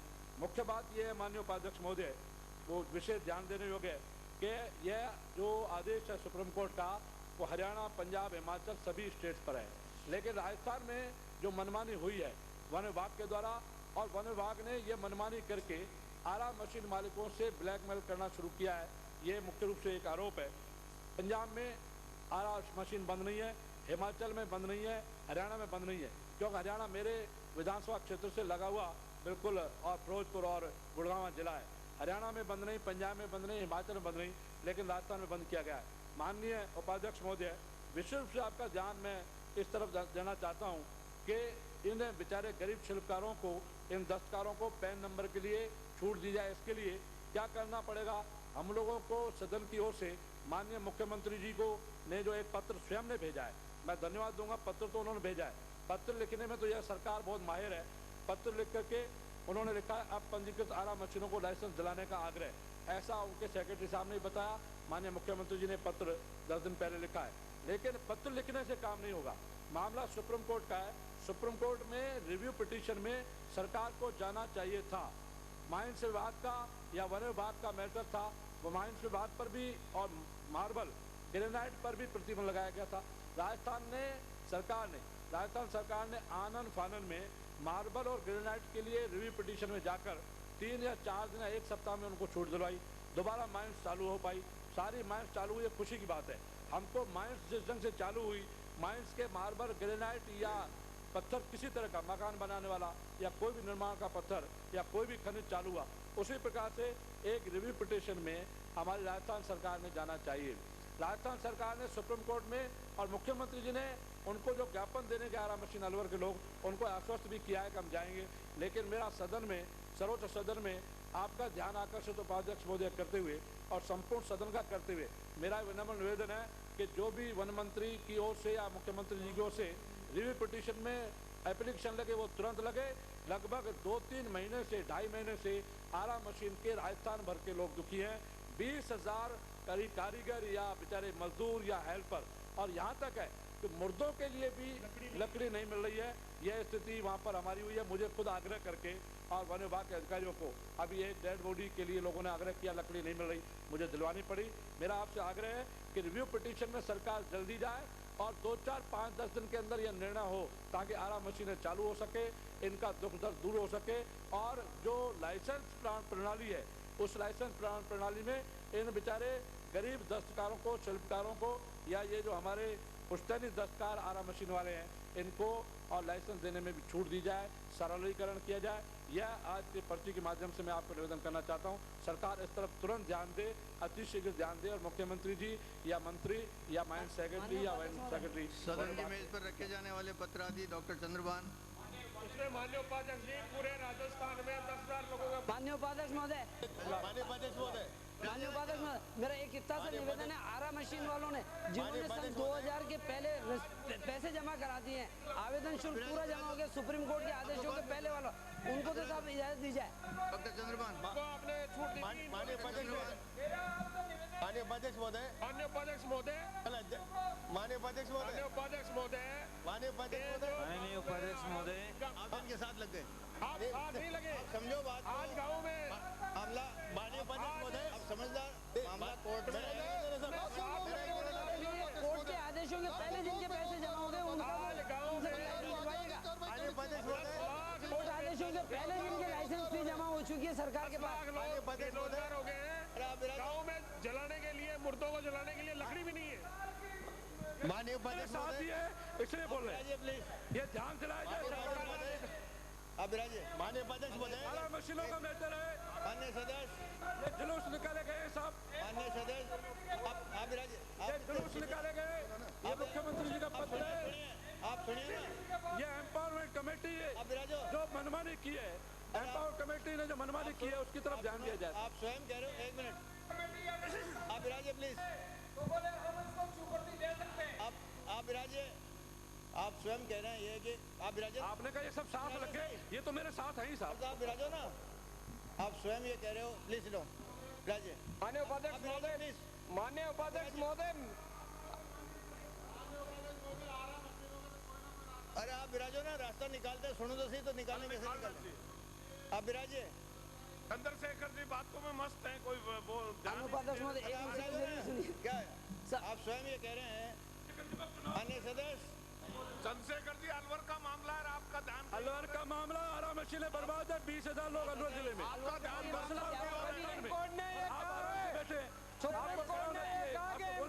कमेटी अगर चाहे तो इसको वापस चालू कर सकती है। एम्पावरमेंट कमेटी को जैसे हरियाणा के मुख्यमंत्री जी ने लिख के दिया, वन क्षेत्र में नहीं आने वाली आरा मशीनों को चालू कर दिया जाए। मैं आपके माध्यम से सरकार से निवेदन करना चाहता हूँ कि हमारे मुख्यमंत्री महोदय अगर यहाँ से लिख के देते हैं हरियाणा के मुख्यमंत्री की जैसे, वन क्षेत्र में कोई आरा मशीन नहीं है हमारी, अगर वन क्षेत्र में जो आती हो उनको बंद करे, कोई वन क्षेत्र में आने वाली नहीं है एक भी आरा मशीन, इसलिए इनको चालू किया जाए। माननीय सदस्य, ये प्रश्न केवल अलवर जिले का नहीं है, ये सारे राजस्थान का प्रश्न है। ठीक है कि आपके अलवर जिले को आपने इस बात को उठाया, लेकिन सारे राजस्थान का प्रश्न है। आप स्वयं कह रहे हैं ये मामला कोर्ट में है, उसके बाद गवर्नमेंट, आप खुद कह रहे हैं गवर्नमेंट के माननीय मुख्यमंत्री जी को ज्ञापन दिया गया है, उसकी उन्होंने सारी कार्रवाई कर रहे हैं। मैं सरकार से चाहूँगा कि इसके जल्दी से जल्दी कोई रास्ता निकाले। तो ये नहीं तो यार क्या बात, तो सुनते तो ही नहीं आप, फालतू बात करते। माननीय उपाध्यक्ष महोदय, डॉक्टर चंद्रभान, माननीय उपाध्यक्ष महोदय, मेरे स्थगन प्रस्ताव पर माननीय अध्यक्ष ने आज 2 मिनट मुझे बोलने का कल व्यवस्था दी थी सर। कल मेरा स्थगन लगा हुआ था, आज बोलने के लिए माननीय अध्यक्ष ने कहा कल आपको परमिशन दी जाएगी। व्यवस्था मौका दें सर, बहुत महत्वपूर्ण मामला, फेडरेशन का मामला। माननीय उपाध्यक्ष महोदय, आपके खुद के क्षेत्र में कार्यरत गुलाबपुरा और गंगापुर मिल की आज जो है गला घोट कर किस प्रकार हत्या की जा रही है। मिल वाला है, उसकी जानकारी आएगी जब आपको बोलने के मौके के लिए, विचार करने के लिए माननीय अध्यक्ष महोदय ने कह रखा है, सरकार जवाब आ जाने दो उसको। धन्यवाद। रखा है तो कल ही कह दिया था। उपाध्यक्ष महोदय, मैं उद्योग विभाग की अधिसूचना संख्या RFC-F लॉ 3 LPM 29 दिनांक 11/9/2002 जिसके द्वारा Rajasthan financial corporation general regulations 2002 and Rajasthan financial corporation voting rights regulations 2002 की संरचना की गई है, सदन की मेज पर रखता हूँ। श्री राजेंद्र जी चौधरी। उपाध्यक्ष महोदय, मैं कार्यसूची में किए गए उल्लेख के अनुसार श्रम एवं नियोजन विभाग की 4 अधिसूचनाएं सदन की मेज पर रखता हूं। श्री हीरालाल जी इंदौरा। माननीय उपाध्यक्ष महोदय, मैं कंपनी अधिनियम 1956 की धारा 619A के अंतर्गत Rajasthan state mineral development corporation limited का 23वां वार्षिक प्रतिवेदन वर्ष 2001-2002 सदन की मेज पर रखता हूं। राज्यपाल महोदय के अभिभाषण पर श्री RP शर्मा। माननीय उपाध्यक्ष महोदय, आपके नाम का है? इस सत्र में माननीय महामहिम राज्यपाल महोदय ने 24 तारीख को जो अपना भाषण पढ़ा, उसके धन्यवाद प्रस्ताव के संबंध में अपने को जोड़ते हुए, सम्मिलित करते हुए मैं निवेदन करना चाहता हूं कि सबसे पहले हमें राजस्थान की आर्थिक और भौगोलिक स्थिति को ध्यान में रखना पड़ेगा। जैसा हम सब अच्छी तरह जानते हैं, 3,42,000 किलोमीटर क्षेत्रफल में बसे इस राजस्थान में, जहां हमारी जनसंख्या 5,64,00,000 है, और दुर्भाग्य इस बात का है कि इस भूमि पर 2/3 हिस्से में मरुस्थल है, रेगिस्तान है, और शेष भूमि जो है उसमें केवल 10.45% ही कृषि योग्य भूमि है। और कृषि योग्य भूमि को भी हम देखें तो सिंचाई की जो व्यवस्था है, पूरे हिंदुस्तान की सिंचाई व्यवस्था का मात्र 1% ही इस राजस्थान में पाया जाता है, जबकि क्षेत्रफल के हिसाब से राजस्थान हिंदुस्तान का सबसे बड़ा प्रदेश है।